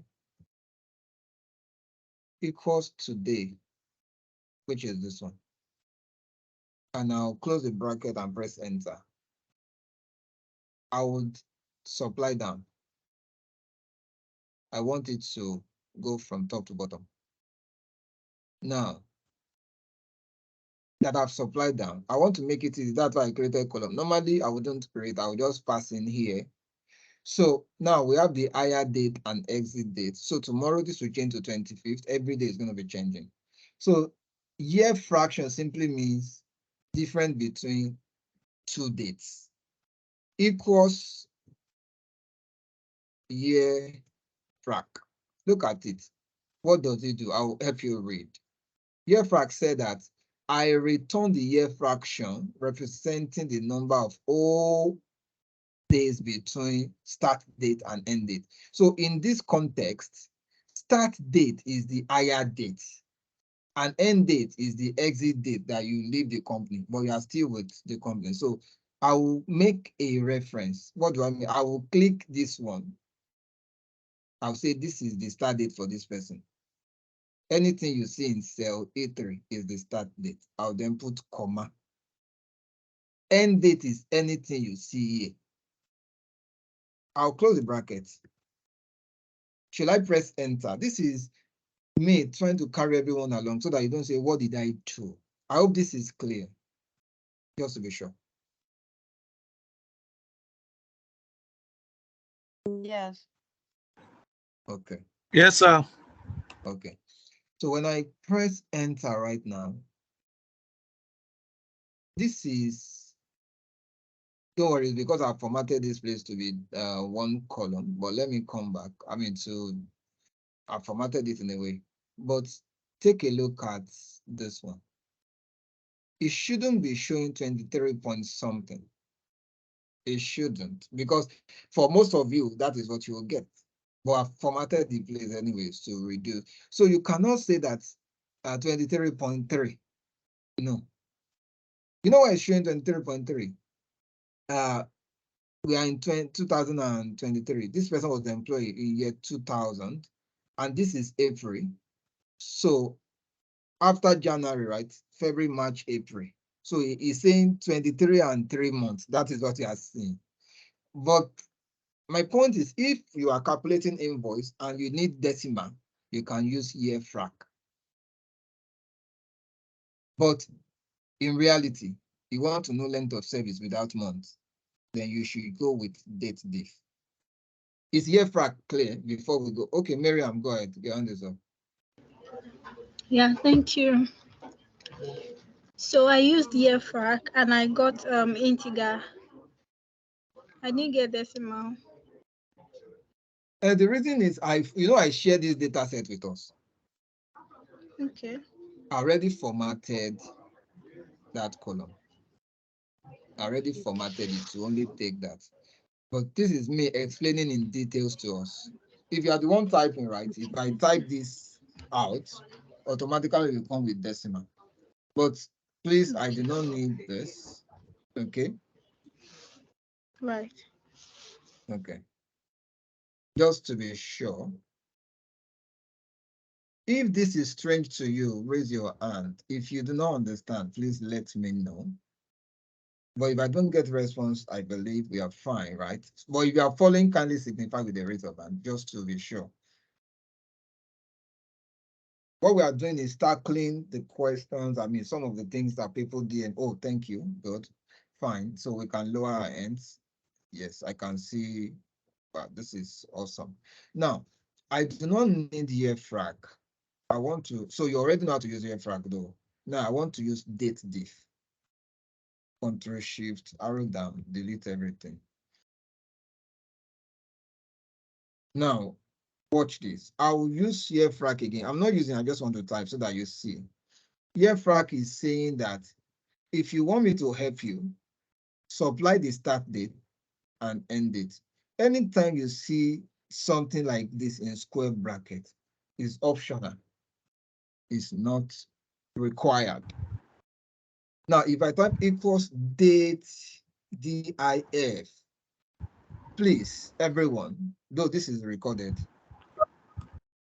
date diff is not originally owned by Microsoft. And so any function that you type that we call and you type it and you are not seeing it in Excel, Microsoft Excel, right? That means it's not originally owned by Microsoft. Before now, there is what we call Lotus. So Lotus is a form of spreadsheets. There's Lotus 1 to 3, right? So Microsoft bought them over. It is inside Lotus that we have date diff. So a lot of people that were using Lotus then they were used to date diff. So when Microsoft bought Lotus over, right, they did not totally disable the date diff. Okay, that's how I can explain it to you. Now, but that's why I started with YEFRAC and date diff, that they do the same thing, but YEFRAC will return decimal, but date diff we ask you for, is it year, month, or day? Now, if I stay here and say equal to date, either you write it in lowercase or uppercase, date DIF, not date DIFF, date DIF, I will open brackets. When I open bracket, can you see? Though I wrote it in upper and lowercase, can you see? So this, okay, Lola. Sorry, please, I want to ask a question. Are we the ones to write date diff in the column? Yes, of course. It's a function. You want to get something, so you need to type that thing that will help you to get something. Okay. I don't know if that is what you're asking, just to be sure. Yes, and aside that one, on the bonus part, am I the one to fill it to the date? Oh, don't feel anything. No, I just type it to explain. Please don't write anything there. Okay, it's I only fine. type this to explain some things. All right, I get it now. Good. Now I'll say equals date diff, and I will open brackets. So, but you won't see it. But remember, that was why I started with YEFRAC. So date diff, we ask you for 3 things. If we ask you for start date, let me take this again in case someone missed that. Equals YEFRAC. YEFRAC is asking you for 3 things. Start date, comma, end date, comma, basis, comma. So this is what date diff we ask for. But basis will now be, is it Y? Is it month? Is it day? For YEFRAC. You don't need to supply it because YEFRAC is not asking you for this one. But date diff will ask for it. But it's just that it's not visible for you to see. And I've explained that it was bought over. Date DIF. Then I'll open bracket. Higher date. This is it here. I'll then put comma to say I'm done. Then the exit date. This is it. I'll now put comma. Now, because if they say how many years, and I say since it is year, you must put double quotation, shift quote, and say shift quote like this, and type Y either lowercase or uppercase, and also close the quote and close the bracket. I will not say enter yet, so that in case someone is doing this, what you are seeing is date diff will say, where is the start date? Start date is this one, comma. Where is the end date? End date is this one, comma. What my line manager said is, give me the year they have spent. If what they have spent is in year, I'll put Y. Because Y is the text, I'll put double quote before Y and double quote after it. I'll close the bracket. Can I go ahead and hit OK button? Can I press enter right now? Can I proceed, please? Yes, I can. Thank you. So can you see? Don't worry, you know I formatted this place. That's why you're seeing. You know what? Let me remove what I put there. But anyways, let me leave it. You will not see, you just see 23.0. You will not see 0.1 anywhere. Do you understand? Because fraction will come with its remainder. But Miriam, your hand is up. No problem. Please go ahead. Thank you. Please, I got error and I did exactly what you did. Okay. Sorry, you didn't do what I did. Don't worry. I'm laughing. Don't worry. So take a look at what I did. You know, you also need to be careful with that, your quotation. It's not one quote, because that's what some people will Yeah, do. double. Okay, so take a look at my screen. Equals DATEDIF. I will know, open bracket. The higher date is this one. I'll say comma. Exit date is this one. I'll also say comma. I'm not adding space. Oh.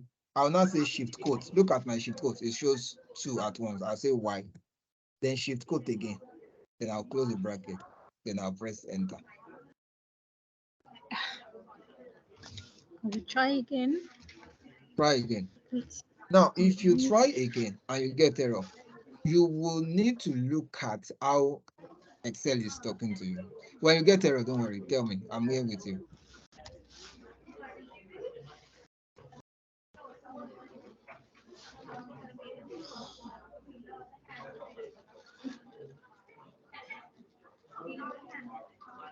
So let me know. Did you get error? Yes, I did. Share your screen, please. I'll stop sharing. Okay. Please, if there is noise, I always like that there is no noise. So kindly share your screen so that we can.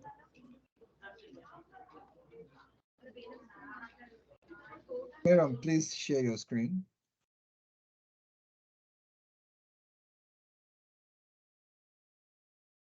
So delete what you have. You know what I mean? Delete from the first row, number error. That is what it's showing. You will have deleted everything that you have, all this, but it doesn't stop anything. Please just stay on the first. Don't worry, because you can't delete it one by one. All you need to do is select it at once. Control Shift R, good. Now stay on the first cell under years.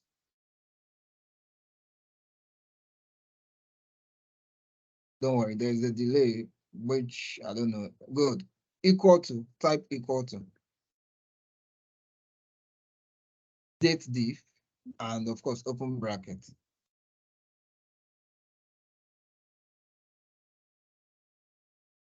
Okay, you know what? Remove date diff and type here frac. I want to see something. I want to check. Remove date diff and type equals here frac. I want to check something.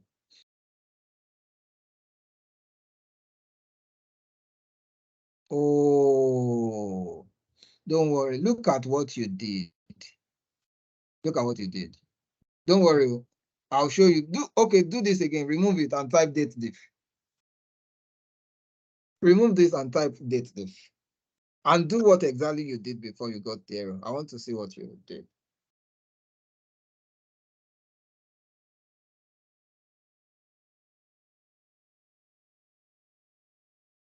That cannot be. Look at higher date. That one has to come before exit date. Hope you understand now. Take a look at it. Higher date comes as the start date. Exit date will come as the end date. Then in your quote, Y.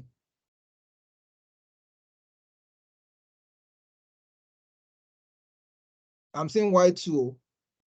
No. Okay. Not Y2, please. Quotation Y, quotation, then close the bracket. Close the bracket. Are you fine now? What you are doing, you were carrying you get the point. So good. Thank you. So I hope everyone is fine. So I'll share my screen now. So you can lower your hand. Let's confirm that we can see my screen. Please, let's confirm that we can see my screen. Good. Yes, So yes. now that you've done the first one, everyone, the magic to supply for all is that put your cursor here. When you put your cursor here, look at this place, there is dots. When you put your cursor, it turns to black tiny cross. Then double click on it. When you double click at that edge, it will supply everything from top to bottom. In case you didn't see that, I'll do this again. Ctrl Z, right? When you have done one, the first one, put your cursor at this corner where you see dot, right? It will turn to this kind of black cross. Double click, then it will supply down. You cannot be dragging. What if that thing is like 500,000 rows? You don't want to drag. I hope this is clear. So this is, we have done date, diff, and year frag. I hope this is clear. Please, if there is noise around you, so I'm going to mute you, Miriam, because there is noise around you. So now, I hope that is clear, everyone. Okay, Lolade, please go ahead. I'm sorry to drag you back, please. I'm still trying to get how you come about the dates, end dates, and the other thing. Equals to date, but how will it pop up the correct date? We didn't say equals to date. I'm trying to get the exit date. How did you do it, please? So take a look at my screen. Equals today. Can you see what I'm typing?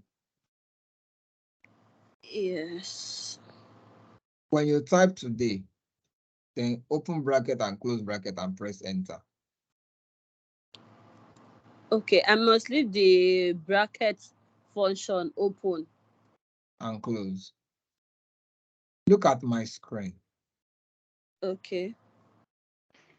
If you have this, just say enter. You will see that today's date will show. Yes. Thank you. So when it shows, put your cursor at this corner. Look at where my cursor is.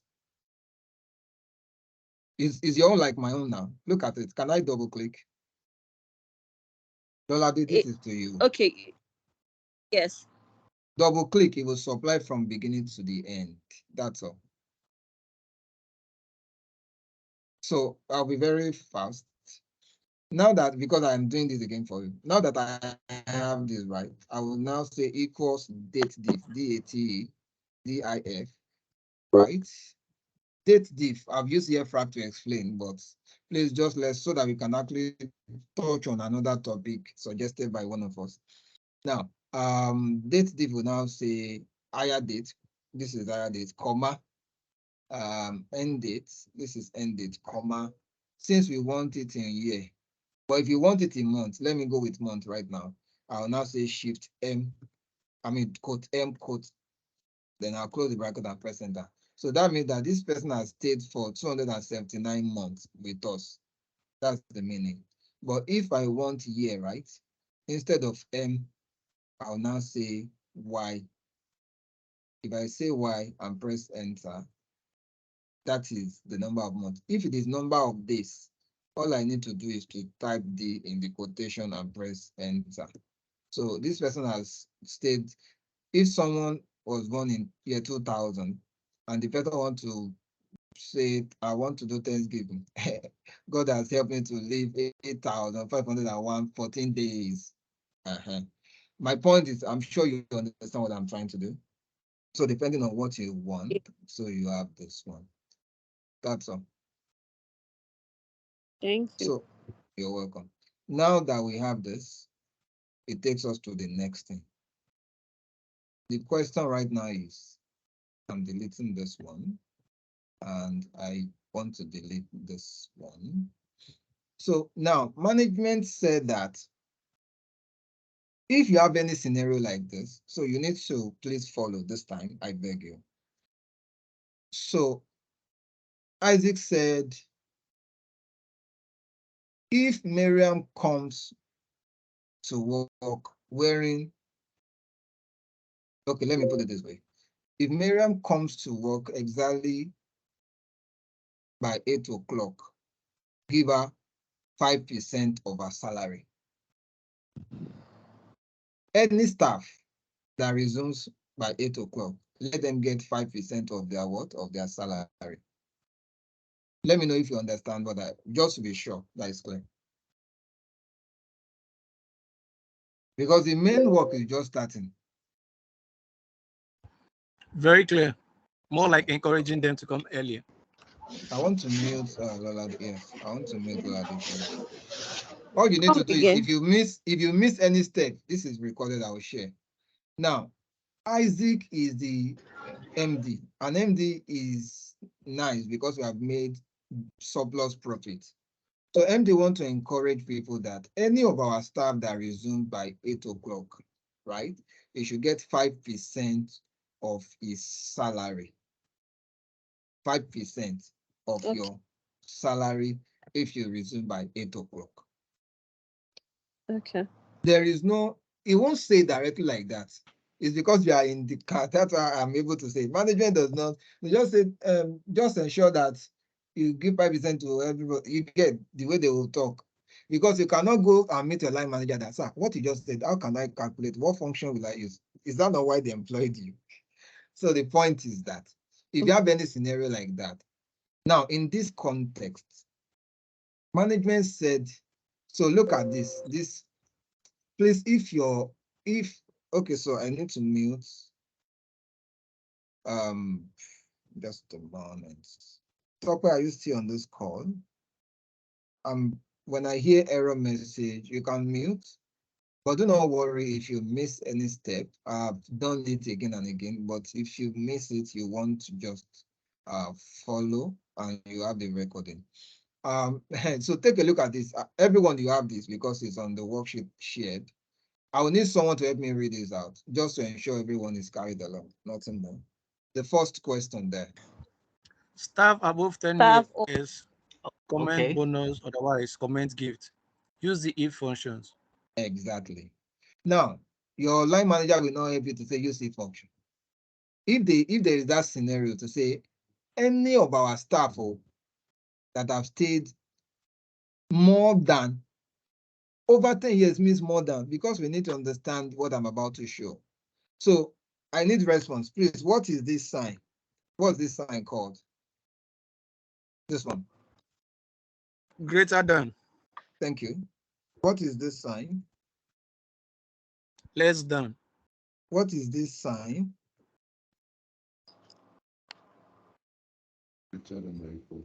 Greater equals to. Good. As small as this, you will see some people will think that we are just, it's not, don't worry, I'm not doing primary school, just for you to understand. Go ahead, please. What's this one? Less than equals to. So please, what is this one?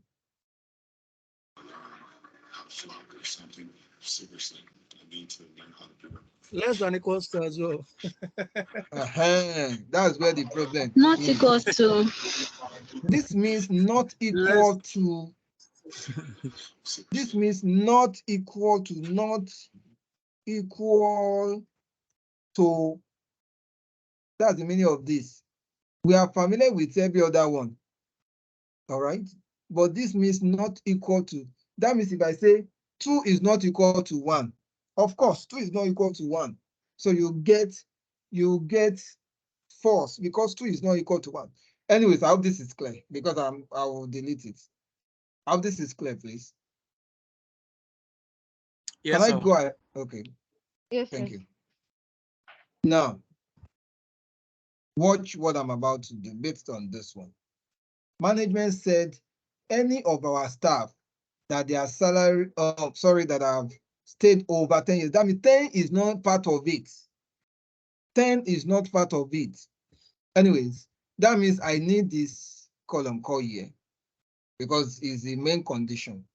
So anytime you have something like this, it is a conditional statement. For that person to get bonus, it must meet a condition. So when you have that scenario, there is a function in Excel called if. Look at it. If, like this, if, if. If year is greater than 10, what should happen? Bonus. Else, no bonus. I'll take that again. If what? If the year, because year is the main parameter. If year is greater than 10, what should happen? Huh? Okay. Bonus. Please. And if it's less than 10, gift. Okay, so I'll say equals if. I need someone to help us read. If there is noise around you can help us leave the noise. Okay, let me read it. If said, I check whether a condition is met. If that condition is met, sorry, Kenny, is there any, you want to ask a question? Go ahead. Is there a question? Kenny Akin Fesi.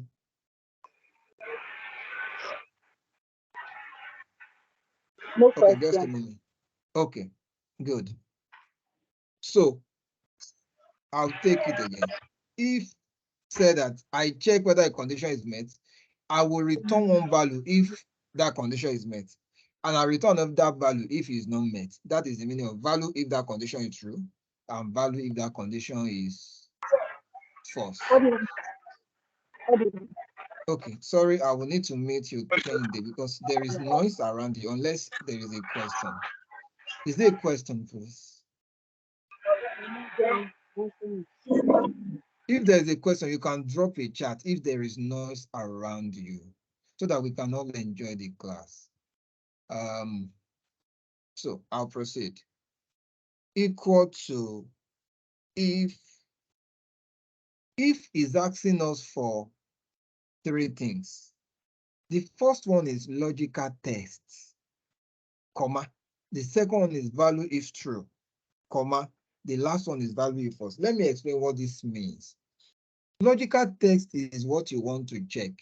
Management said that if year is greater than 10, that is the logical text in this context. I'll say if you now say what is logical text, I say go and check whatever you see here. If what you find there is greater than, I will type 10. Let me know if this is clear first, because it's very important. I'll put comma.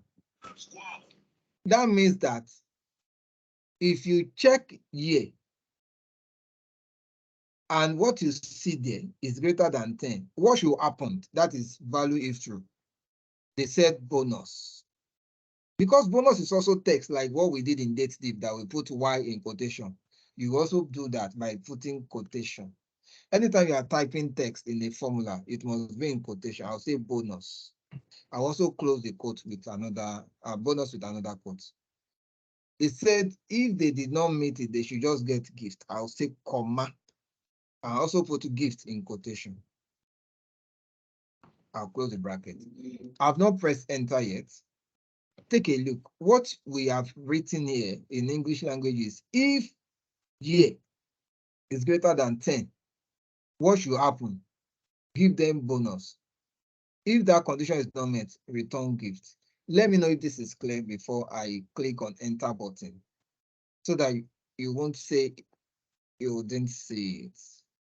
Please, I need a response. I need our responses. If it is not clear, to let me know. I can do this. Lolade, your hand is up. Please, can you do it again? The G3, how did you get it? All right. Thank you.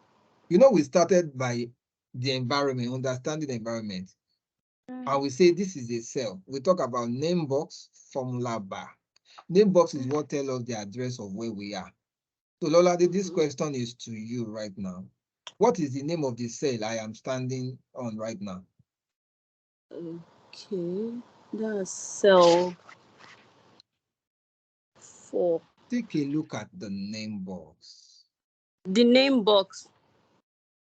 What can you see in the name box? Quality assurance. No, that means you do not understand. JC. Exactly. Name box tell us the address of where we Okay, are, yes. the location. So now, where am I? Tell me, where am I right now? Yeah, salary. I know, But what tells me the name of where I am standing? Look at the name box. H3. H3, okay. Exactly. H3. Because we're the one that asks, why are we typing G3? Yes. Okay. Do you understand now? Yes. So if I say equals to if what? Because the condition is, they say year, and year can be found on column G, but the first one is year. Look at it. I say go and check what is year. That is the reason why you are seeing G3. It is not about the content, it's about the name of the place. Go and check G3. If what you see in G3 is greater than 10, is it okay now? Okay.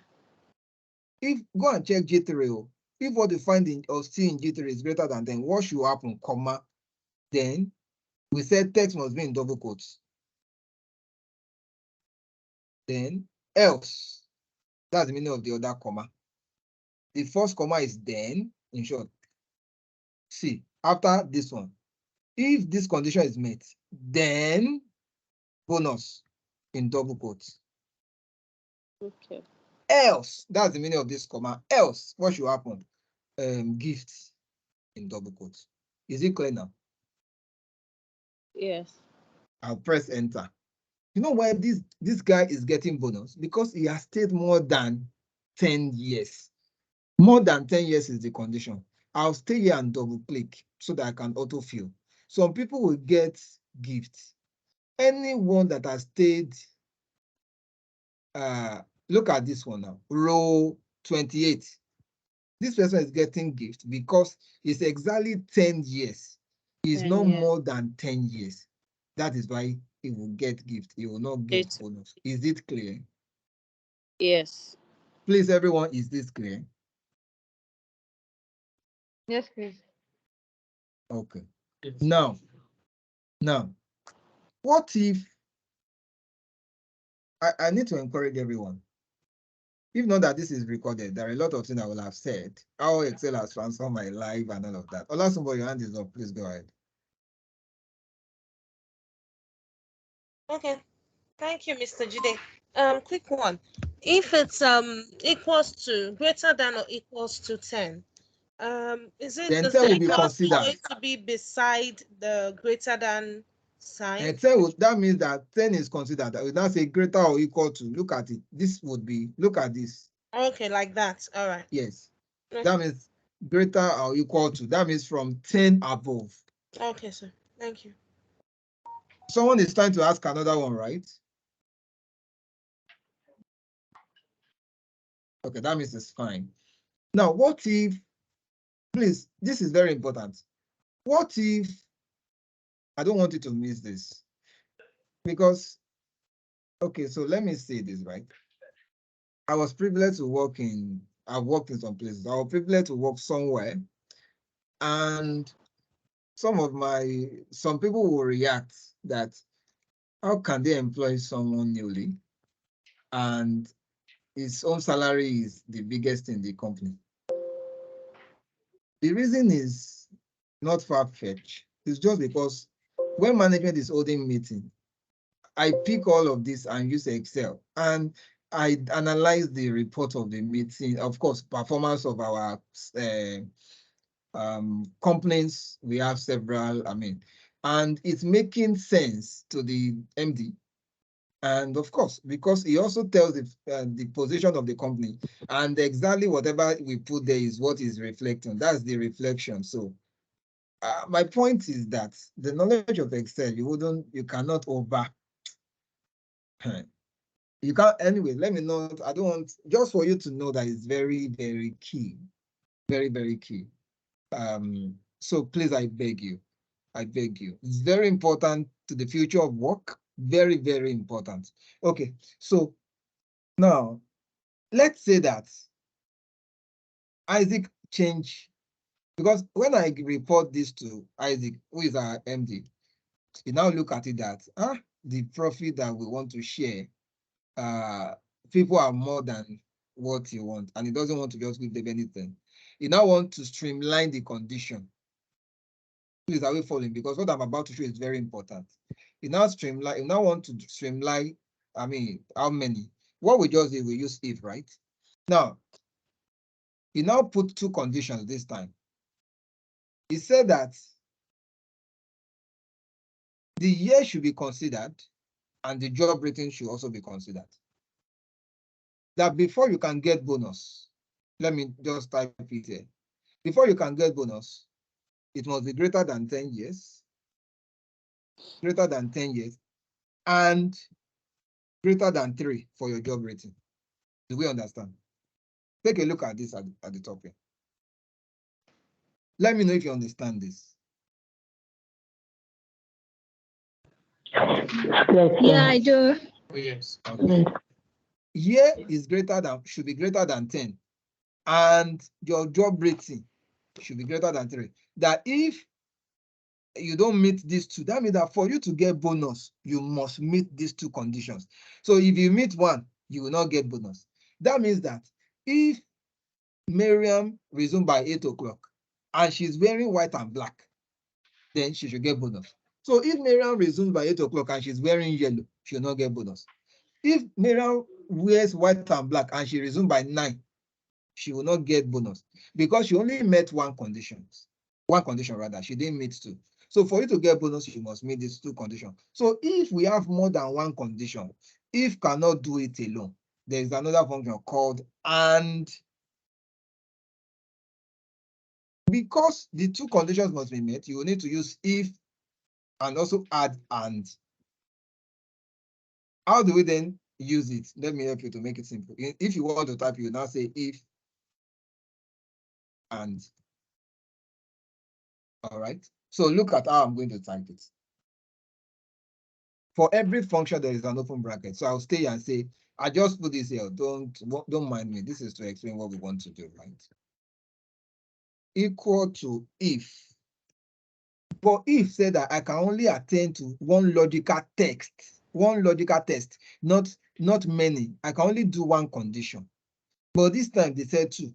That is where and will now come. I will now say and look at what it does. And said I check whether all arguments. But if said just one. But and said all. So if I pick and, can you see logical 1, logical 2, and it can be many. I'll remove it just for you to get clarification. If I pick and said, if said I check whether a condition, one, I'll put open bracket and type and. So and said, okay, let me remove. And said that, don't mind me, I want you to understand. And said that it's not about 1. I will check whether all conditions, all arguments. So I say and that's a logical 1.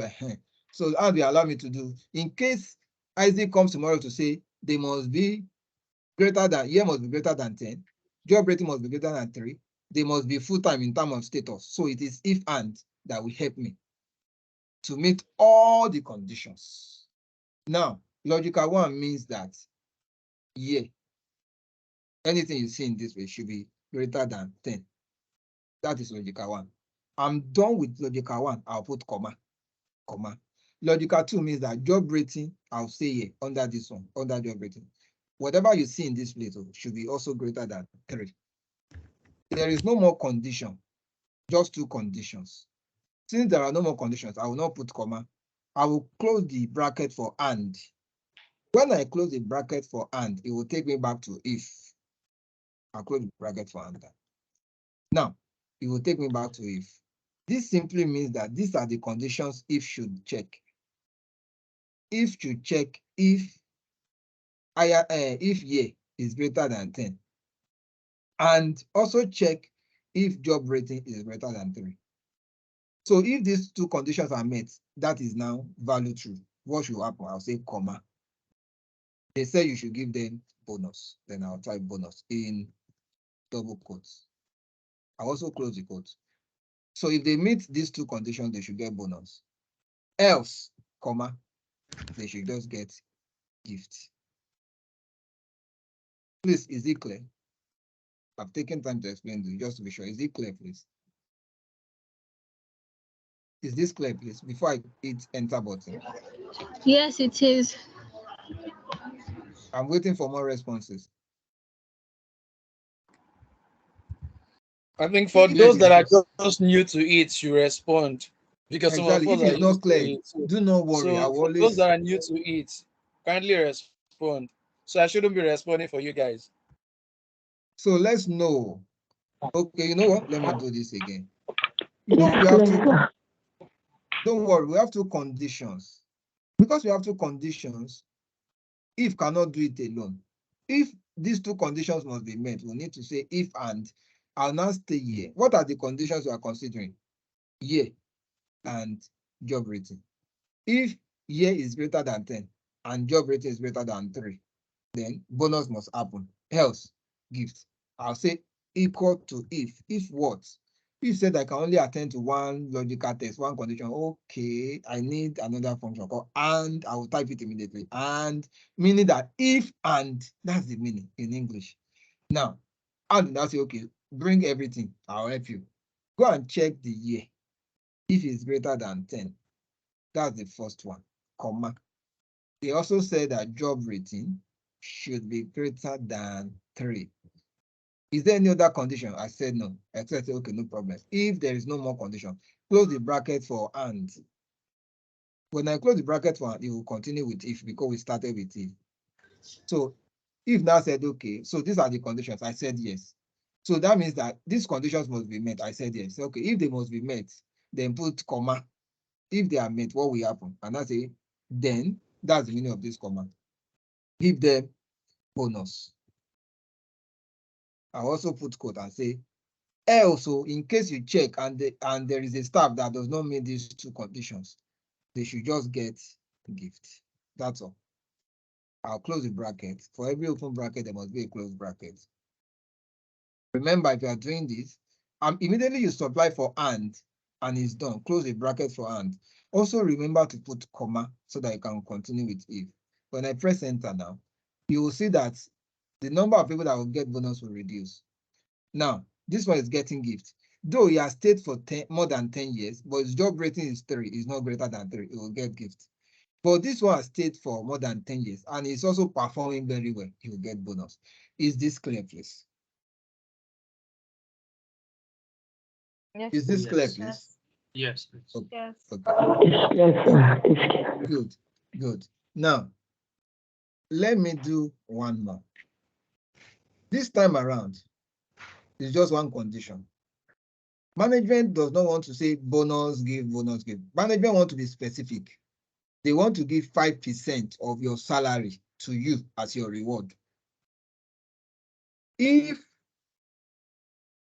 you have stayed more than 20 years, that's the condition I want to use for 5%. If year of service is more than 20, all right? Or let me consider to make it easy, 20 and above, 20 and 20 above. All right, that means greater or equal to 20. Yeah, I'll stay here and say, okay, equals to what? If what? If the year, go and check here, is greater or equal to, like this, I'll type 20. Excel said yes. Go and check if G3, whatever you see in G3, is greater or equal to 20. Now say, okay, if it is greater or equal to 20, what should happen? Then this salary that you are seeing here, which is in H something, right? I'll say salary times this 5%. I'll say times, which is shift 8 on my keyboard. How we are following? I hope I'm not too fast. No. Can I proceed? Yes, it's fine. Fine. Good. If what you see in G3 is greater or equal to 20, I type the 20. Then what should happen? Salary of that staff, give them 5% of it as their reward. I'll now say H3, that's where we can find salary, times this asterisk, shift 8, times what? 5% here. Normally, you know what? Let me just type 5%. so that it will be easy. 5% like this, 5%. Take a look. I'm not referencing this. I'll type 5% so that everyone can type it. Else, give them 0. In case you're wondering, I'll explain again. Check what is in G3. If what is in G3 is greater than or equal to 20, then that's the meaning of comma. Salary multiplied by 5%. That is what the person should get. Else, 0. Is it clear? If I press enter now, the reason why you are seeing this one, let me put comma to separate it. 5% of his salary is what you are seeing here right now. 5% of this person's salary is what you are seeing. Now that I've gotten it, I will now autofill. Put your cursor at this corner, double click on your mouse, it will supply down. The reason why you are seeing dash for some people is because they didn't meet the condition. This dash simply means 0. For as many that met the condition, they will get this as their reward. Any question on this one? Any question? Please mute your mic. Sorry, can you mute? Any question on this one, please? Yes, Wale, please go ahead. No, Please, can you mute? That's why it's always good to mute. Someone is making call and we can hear your conversation. All right. Yes, Wale, your hand was up. Any question, please? Okay, is it clear? If it is clear, kindly raise your hand. If it is clear, just show with a raise of hand.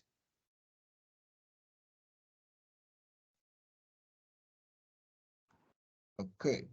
Okay, I'm happy. Thank you. We can lower our ends. We can lower it. Now that that is clear, I'll move to, of course, I can see how many minutes we have. I'll move to this one. I beg you. I beg you. I've simplified everything. That's why we also, yes, please, go ahead, sir. I still have the question, though. Okay, on this one, right? Yeah, on this one, before we move. Go ahead, please. Go ahead. So, I said from my previous knowledge of Excel, there are different ways. Hello? Go ahead, go ahead. While you can mute, ways. Someone is, okay, go ahead, please. Okay, there are different ways to go about getting the same result with different formulas. For the ones you got for the bonus, I was thinking maybe you could use a nested if to get the two conditions. The one that says over 10 years, bonus for over 10 years, and then a rating above 3. Can we use a nested if function to get the same results? Yes, but you know what we are trying to do in this class? We are trying to take it a step at a time. It's only a few that understand nested if. Okay. So that I don't begin to combine functions and everyone in the class will look like, or majority will like, hey, where are we? I hope you understand. But in order to answer you, nested if would work for it. But you do not want to. There is what we call switch. So Wale, instead of nested if, everyone, don't worry, don't be confused. What is actually asking for is just to show, right? But I'm looking at my time. Permit me to, I'm sure we understand this, right? So permit me to delete this one, Control Shift arrow down and say bonus 2. I can leave it as reward. So instead of using this one that we say if and, all right? So Wale is trying to say that, why should I use if and? Can't I use if and if again? What do I mean? Instead of if and, can I use if and also use if like this? That is what it means by nested if. So if the condition is 5, Wale, we need to use, sorry, if your mic is on, you can help us. If the condition is 5, that means we need to use 4 ifs. So let me come and move. Okay. Sorry about that. I hope you can still see my screen. So Wale, if the condition is 4, apologies, if the condition is 5, that means you need to use 5 if so. You don't understand. Look at it. Wale, you need to unmute. If the condition is like 5, they must be year must be greater than this, job rating greater than this, higher date must be this, status must be this, they must be in social department. Then you need to use if, like 5 ifs. But instead of using that, and we take care of that. Do you understand? You don't want to stress yourself by issuing ifs. Yeah. Where and we, you know that one if can only do one condition. Another if we do one, Yeah. another if we do one, another if we. Yeah. So why disturb yourself? Why not say if and, so that and can do logical 1, 2, 3, 4, 5? I hope you understand. I hope it's very clear. Okay, I believe so. Isaac, do you Yeah. understand what he's asking? Yeah, I you're hope it's right. clear to you. You're very Okay. correct, sir. What of Okay. switch? What of switch, sir? Very well, Because sir. of the Very well. because of What the of class switch? now, let's not be, if I say equal switch, Okay. you will need to tell switch what to do. Can you see? Switch will help you switch from one thing. Say I will evaluate an expression and help you do. So switch Yeah. is one, you just use one switch and it will answer a lot of things Yeah. for you. All right. Yeah. But let's take Yeah. it. You know, I get like I said, this is continuous. Don't worry. So when others are also like on your Okay. level, Okay. or they're almost, then we can begin to bring in some advanced. Isaac, do you want to also ask a question, right? No. You were asking if I was okay with it, so I said yes. I Okay, get thank you. exactly what. So we're on the same pictures. Okay. Now the next one is financial. I beg you to listen to this one. I have let's say 30 minutes before 2. Now, I was privileged to work in a bank. I never, dreamt of working. I didn't want to work in any bank because of what I didn't. But I was, anyways, because of connections in Abuja in one way. So there were 3 people that have 1 slot each, and I was the only one. These 3 people wanted to give the slot. So family just say, okay, take it now, so that it doesn't look like you are proud and all of that. Now, I was, this was 2009, I think.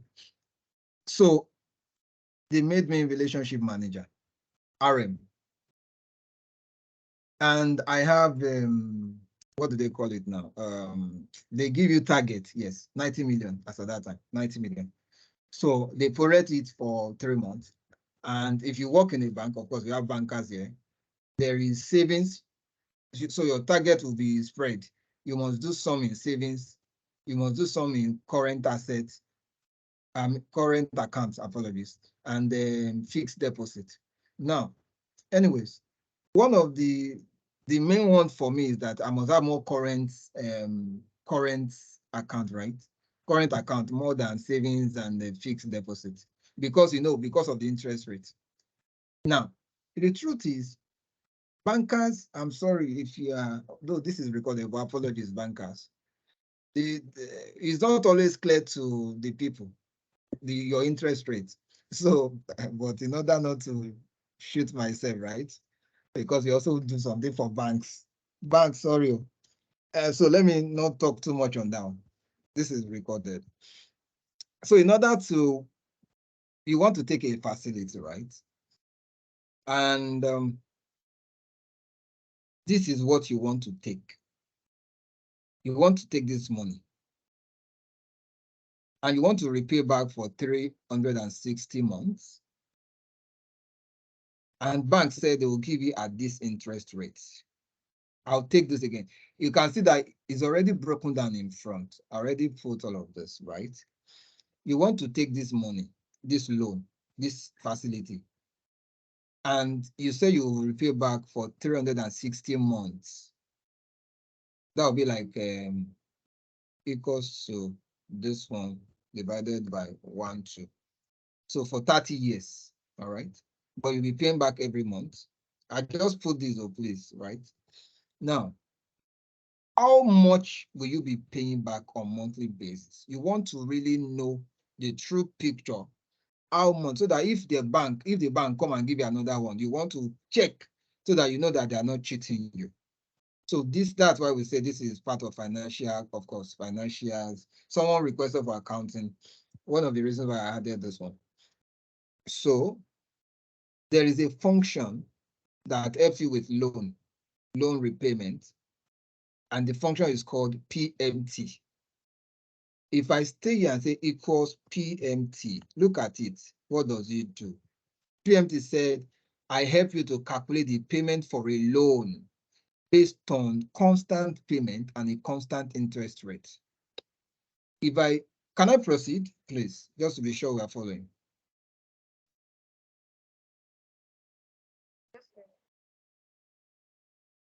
Can I proceed, please? Yes. Time is running. Yes. Okay. Thank you. So now, PMT said that if you want me to help you, these are the things you should supply. He said, the first thing is, what is the rate? At what rate are they giving you? I said this rate. Now, because this is interest rate per annum, and I will be paying back every month, I will need to divide this by 12. I'll say /12, comma. The next thing is number of period. The meaning of MPA means number of period, which is number of period. Number of period loan will be running. This is it. You can type it normally, right? Because we have already imputed the type I'm referencing. Now, I'll say comma. PV means present value, the actual money you want to take. Now, I'll say comma. It's not saying future value. Do you have any money? What do you call this one? Down payment or something? But you can also see it here, future value and type. But let me just pick this, though they are not required. Now, the meaning of type is that, are you going to pay back end of month or the beginning of another month? That is the meaning of this one. End of the period. Can you see payment is timed at the end of the period or beginning of another month? Of course, normally, you know, when you get your money, they remove, it's always end of the month, right? They remove your, my point is, I'm sure we understand this, okay? So if I say end of the month, which is 0, you see 0 there. That's why I put this one there too. If I close this bracket and press enter, look at what you'll be paying back every month. If you take this facility at this rate, and for the duration of this is amount you'll be paying back on monthly basis. Now, this amount that you'll be paying back on monthly basis is inclusive of interest and principal. I'll take that again. This money, this $30,107 is inclusive of interest and principal. But you also want to know how, okay, so out of this money, right, which one, how much is the principal and how much is the interest? In order to also calculate that, Excel has that for you too. There's what we call PPMT. If I say equal to PPMT, look at what it does. PPMT said, I will help you. Can I finish this line? Okay, Olasuma, go ahead, please. Go ahead, please. Let me escape. Please, can you quickly help me put the cursor on the repayment figure, which is the -3107? Yeah, so that I can just quickly snap it. Okay. Thank you. Can I proceed now? Yes, you can, please. Thank you. Now, this money is inclusive of interest and principal. You now actually want to know how much is the principal. If you stay and say equals PPMT, PPMT said that what I help you do is I would help you return the payment on principal. So I'll pick it. It's saying rates. All you need to do is, can you see that Excel is not difficult? Excel will be asking you, and all you need to do is to supply it according to how it's asking for it. Rate is this one, but since we know it's annual, we will divide by 12. Unless this is already broken down on on monthly basis. If it is broken down on monthly basis, you don't need to divide by 12, please. Now, The next thing when you put comma is period. Period means which period are you paying? Is it the first month? Is it second month? Is it third month? Is it 20th month? Is it 30th month? Now, the period I'm paying for is 1. I can type 1. Or since I've typed it here, I can just reference this. Anything you see here, that's the period. Then I say comma. Now say how long the duration? That's the meaning of mpa. This is it. I'll pick this. Now, then what's the present value? I'll pick this. I can go on, but this ones I can just close the bracket because they're actually not really required. So if I close the bracket and press enter, what you are seeing, can you imagine? Can you imagine? Look at what you are. So that's why the word I started with, that I work in a bank, I didn't want to complete it so that you understand. Now you are paying this bank, you are paying this back on every month, but look at the principal, the actual. That means it's interest that is high. So if you say this minus this now, you know that that's the principal you pay. Now, in order to know the interest, so my point is you can see that principal is small, right? In order to know actual interest, you can just do normal calculation. This minus this, you get your interest. But there's a function that will also help you, which is called IPMT. If I say equals to IPMT, look at it. What does it do? It said I return interest payment. So if I choose IPMT, it's also saying where is the rate? This is the rate. Divided by 12, comma, the period you are paying for. How long will it take you? Just a moment, sorry. So how long will it take you? This one. And where is the money? This is it. Every other thing constant. Yes, close the bracket and press enter. Take a look at this one. Let me zoom out so that we can see. I'll scroll up. I just want us to see. Oh, okay, we can't see it at once. Let me zoom out a bit. I really will want you to see it. I'll now do the manual calculation. Okay, just a moment. Okay, good. Look at everything. Now, look at this. If I stay here right now, let me stay and say equal to this one plus this one. And I say enter. It confirms to you what is at the top.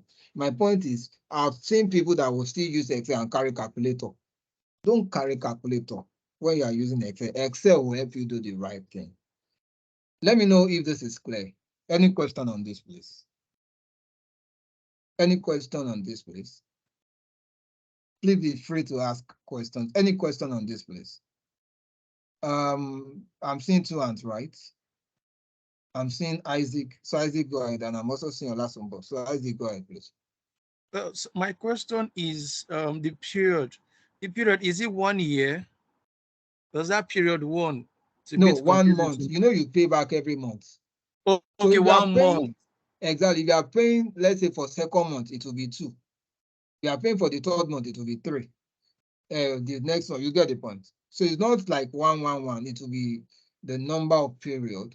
So if you've paid 1, the next one is period 2. Next one is period 3. Next one is period 4. So that is how it is. Let me know if I answered you correctly. Yes, then the numbers of period, 360, is it like a year? I like that. This 360 that you are seeing is the duration of the month. 1 is 1 month. You get the point. So 360 months, which simply means I did the calculation. Look at it, this one divided by 12. Because 12 months make a year. So what you are seeing here is 30 years. But 30 years is broken down in months. Let me know if I answered you correctly. Very well, sir. Thank you. Olasumbo, please go ahead. Okay, sir, please. I'd like you to do like a practical example using our local rates that the maximum is a year. In this sequence, we doesn't really necessarily we use dollars. We can use naira. So let's run the interest rate and see to get a clearer picture. I don't know if that's possible, sir. Thank you. What do you want? You want me to change the currency to naira, right? Yes, change the currency to naira. Then let's do, instead of 30 years, let's use 1 year. So if to see in that sequence, so to get Okay. a clearer So view. no Yes, sir. problem. So Olasunbo, just a moment. Let me first let me change the money to, let me select okay, let me just change this. How do I change this? All I My need to hand do. is no longer raised, so you can continue. You can Okay. just copy and paste in another distance, then they'll just round it up Okay, for want me us. to do that? It's No, I can. Okay, Yes. let me help you do that. It's fine. No, I'll just move it. I'll just move this one. It's part of learning. So I'll right click on this one. You would see move or copy.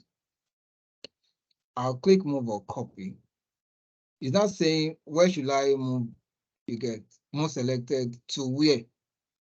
I still want it to be here. If I drop this down, you'll see.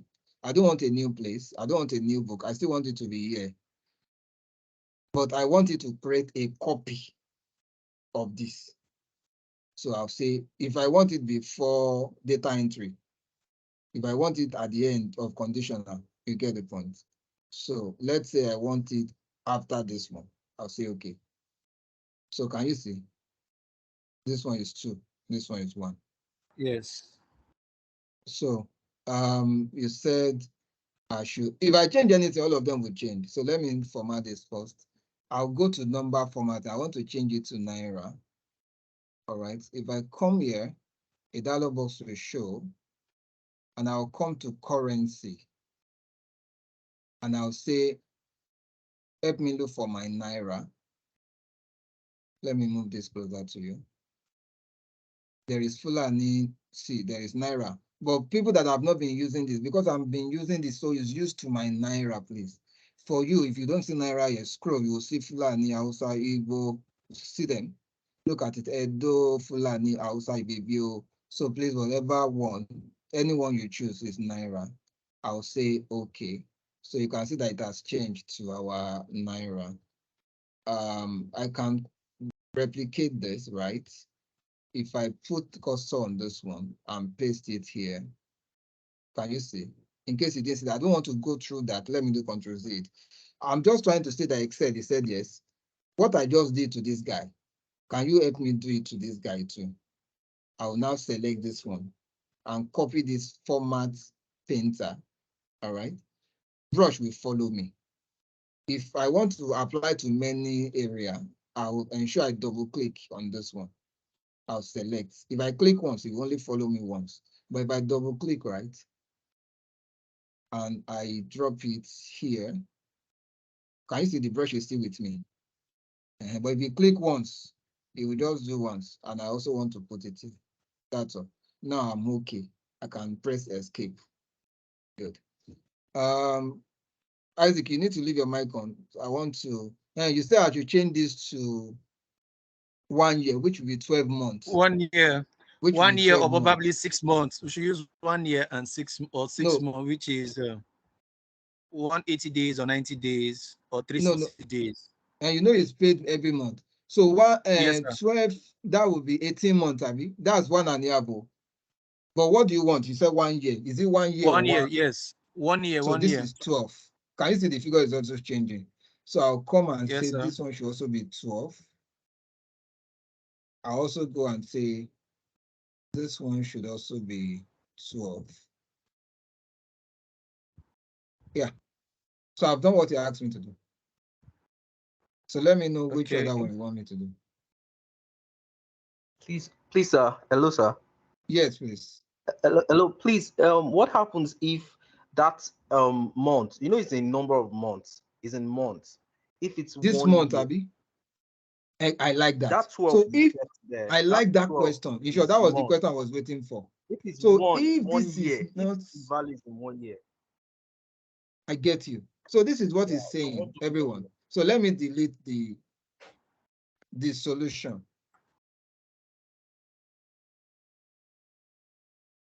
Let me delete this one. Delete. So if instead of 12 months, if this is, let's say, let me put 2 years. 3 Is that years. fine? 3 years. Let me put 2 years instead of 24 months. Yes. Now, Look at how you would do that. If it is in year, this is how to go about it. So please don't be misled. This is number of years now, not number of months. Okay. I will then say equal to what? PMT. Rate, this is the rate. Because rate is annual. If this rate too has been broken down to say monthly rate, I will need to divide by 12. So divided by 12. But right now, this is supposed to be 24 months, but since it is year, I'll say this times, this will now be multiplied by 1, 2. Let me know if you understand.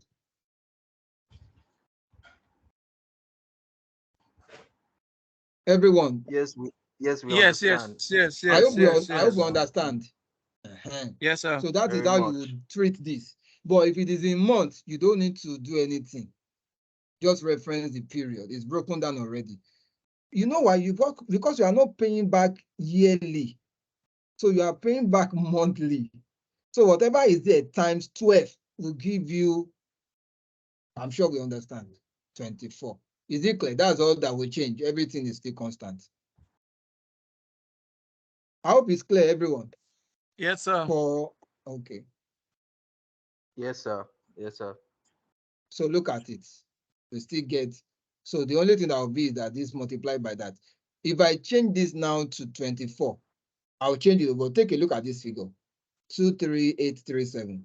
So if I change this to 24, right, 24, and I'll go back and change this formula to don't multiply it by 12. Enter. Can we see that we still got this same result? I hope this is clear. Wale, I hope I answered you correctly. Oh, very much, sir.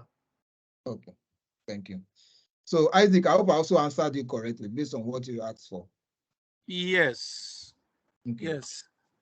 We have few more minutes. We have done this one, all right. Let me move to conditional. This one is just basic. Can you see that we cannot finish all that? So that's why don't worry. We would agree on the next time we'll be meeting. There is still a lot of things. This one is the VLOOKUP and HLOOKUP and all of that. This one is your Power Query, which Wally requested for. But do not worry, everyone. We would ensure we continue to use our free time to learn. Now, conditional formatting is very important. For instance, you renew your car and you have fleet of cars in the office and you are the admin guy. You are not a machine that will know everything at once. You want to make use of Excel to say that Excel is said anytime it's about 3 months for renewal, can the figure change to red so that I can be notified, so I can know that I should do something.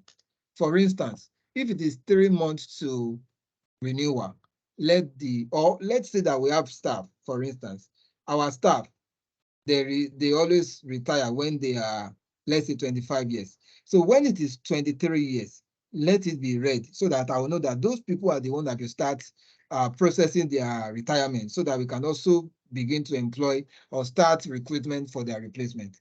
You will need conditional formatting. But this is basic for now because I have 10 minutes left. Now take a look at this. I want this to change to at the same time. I want you to quickly let me see any value here that is greater than 15 without me having to look, because this could be more. This could be like a 500 transaction. How will you be able to see it at glance? You highlight the area and go to Home tab. Look at conditional formatting. What does it do? It easily spot trend. It allows you to see trend and patterns in your data using bars, colors, icons. Just imagine that you do not know this exists. You'll now be looking one by one. Any one that is greater than 16. Okay, this one. You now do like this. Yes. Which other one? Okay, 19. How long will you do this for? You don't want to do this. You now say you are using 8 hours to just look for how many are greater than 15. You now say your line manager is sent from your village that they don't want you to. It's not really. The reason why we see some tax as daunting is because we are not equipped, or we are not adequately equipped to do that tax. Now, all I need to do is select this range. Excel, he said yes. Can I help you? He said yes. Okay. What do you want? Help me. Let me see the trend. If I click on conditional formatting, highlight cell that are what? Greater than. If I put my cursor right now, can you see greater than? If it is less than, if it is between, anything that equal to, any text that contains maybe Isaac. I want to sell our staff that are bearing Isaac. If I just click on this and type Isaac, it will show me at a glance all the staff. It will put a color and I can easily see them. If management say, give me the list of all the people in so branch, I don't need to be looking. I can just do this and send the report. Anyways, what we want to see is greater than 15. I'm looking at the time right now. So I'll just say greater than. Immediately I click greater than. Excel is smart. It has done something, but this is not what I want. Excel is doing 10. I said, no, I don't want greater than 10. Can you give me what is greater than 15? Immediately, these are the ones greater than 15. All right, and that's it. If I want another color, of course, there are colors. I can choose different colors, but that is greater than 15. I'll say, okay, if this is what my line manager wants, I have done it. Now, if they want me to quickly calculate or bring out anything above average, I don't know I don't understand mathematics. How will I see all this figure and you say I should bring out average? You don't understand. I will now be calculating. Can you quickly do this for me? Excel, he said yes. Go there. Can you see anything above average? Oh, I can't see it. Okay, no problem. Check this place. Okay, I can see it here above average. At a glance, Excel has done it. These are the ones. Do not worry. Don't carry calculator. These are the ones that are above average. He has calculated the average of all of this and returned that these are the ones that are above average number. Average. All right. Maybe you want to quickly see duplicate. Is there any record from the record that is duplicated? Go here and say, okay, can you quickly help me? Let me see duplicate values. When I click, what you are seeing right now, these are the ones. Can you see? 61, 61, 75, 75, 42, 42. At a glance, you see duplicate record. Now, it's because of time. I don't want us to exceed. I don't want to spend. Can you see word that contains X? Any word there that contains X. Can I quickly see the name of our staff that has Uche? At a glance, I'll just pick. I'll see text that contains. Look at it. Text that contains. Contains what? X. Anything. If I say E, can you see? If I say A, if I say B, at a glance, I see this. But since the other say X, I put X. Now, watch this. Data bars. Maybe you just want to quickly show, you don't want to plot a graph, but you want this figure to make sense so that when you share it with your line manager, these are the result of all the branches so that you see the performance. And you just want to, you don't want to create chart, but you want it to look like charts. Watch. I'll come to conditional formatting. If I go to data bars, if I choose anyone, can you see all the ones that are negative? You already put them. Can you see it's like a graph in the cell? And if you send this, it makes sense. Okay. I mean, it's just like that. Though the figure is not, but you have conditionally formatted this. If I type 0 here, for instance, or let me type -5. Anything I type automatically will change -5, right? Take a look. You are seeing red now. I changed the figure. That is to let you know that it will be responding as the figures are changing. Now, this is icon set, color scale. If I have 4 minutes. If I go to color scale, it will just help me put color. It will have grouped it. The lower one, I mean, it will have grouped it in his mind because Excel is intelligent. All right, behind the scene. Now, these are basic conditional formatting. In the next class, don't worry, we'll touch on the, now, icon set. This is one of the sweetest. Of course, I use this often. It will just help you put some things, right? Look at it. Excel is smart, though in reality, when you work, you will need to instruct Excel what to do. Excel should not just randomly do this for you because it's smart. If your line manager wants 4 icons and it specifies that from 3 to this should be this, from 7 to this should be this, from this, so you have to specify. You will not just go with what Excel is giving you. If I change this figure to 5, and I press enter, of course, you will see red. If I change it to 90, for instance, I'm sure you'll see green. So this is conditional formatting. At least we're able to finish one today. Any question based on everything we have done today? Any question, please? Feel free to ask questions. Feel free to. I have a question. Go ahead, please. Yeah, just to confirm, are we still going to go back to advanced conditional formatting? Do you want us to do advanced conditional formatting? Let me ask you. Maybe conditional formatting that has to do with date. We'll do a lot of conditional formatting, don't worry. We are looking at the Thank you public so much. holidays coming for. Anything you want, we'll do. Yes, Isaac, Wale, your hand is up. Go ahead, please. It was the hand I raised before, a long time ago, so ignore that, please. Okay. Any Thanks, other sir. comment, clarification, please? So that means you are fine. Okay, what are the things you have learned today? I would like you can unmute or drop it in the chat. You know why? Because it's always good that we take track of what we are doing and what we have learned. If there are things you have learned, you can drop it. Miriam, you want to say something? Go ahead. While she's talking, we can drop in the chat. I just wanted to say that I learned the loan function. I've never heard of it before. That's really nice. And the today also. Okay. Yeah, date frac. Date diff, not date frac. Yeah, frac and date diff. Thank you. Okay. So Mr. Ben, Mr. Bolaji, Mr. Bayo, Arua, Joy, what are the things you've learned? For me, I learned how to convert a range to a table. Okay. Yeah. And do all the necessary commands. Okay. Yeah, basically. Oh, sorry, Lola, I'm just seeing the chat. Okay, I hear you. Okay, good. Okay, so thank you, everyone. So maybe in the WhatsApp, we'll talk about we'll agree on the next date to meet. I'm looking at first, so if you agree, I'll just put a post. Or Isaac, you can draft something and just put to say, can we can agree? Can we agree that we should have this class next next public holiday in Nigeria?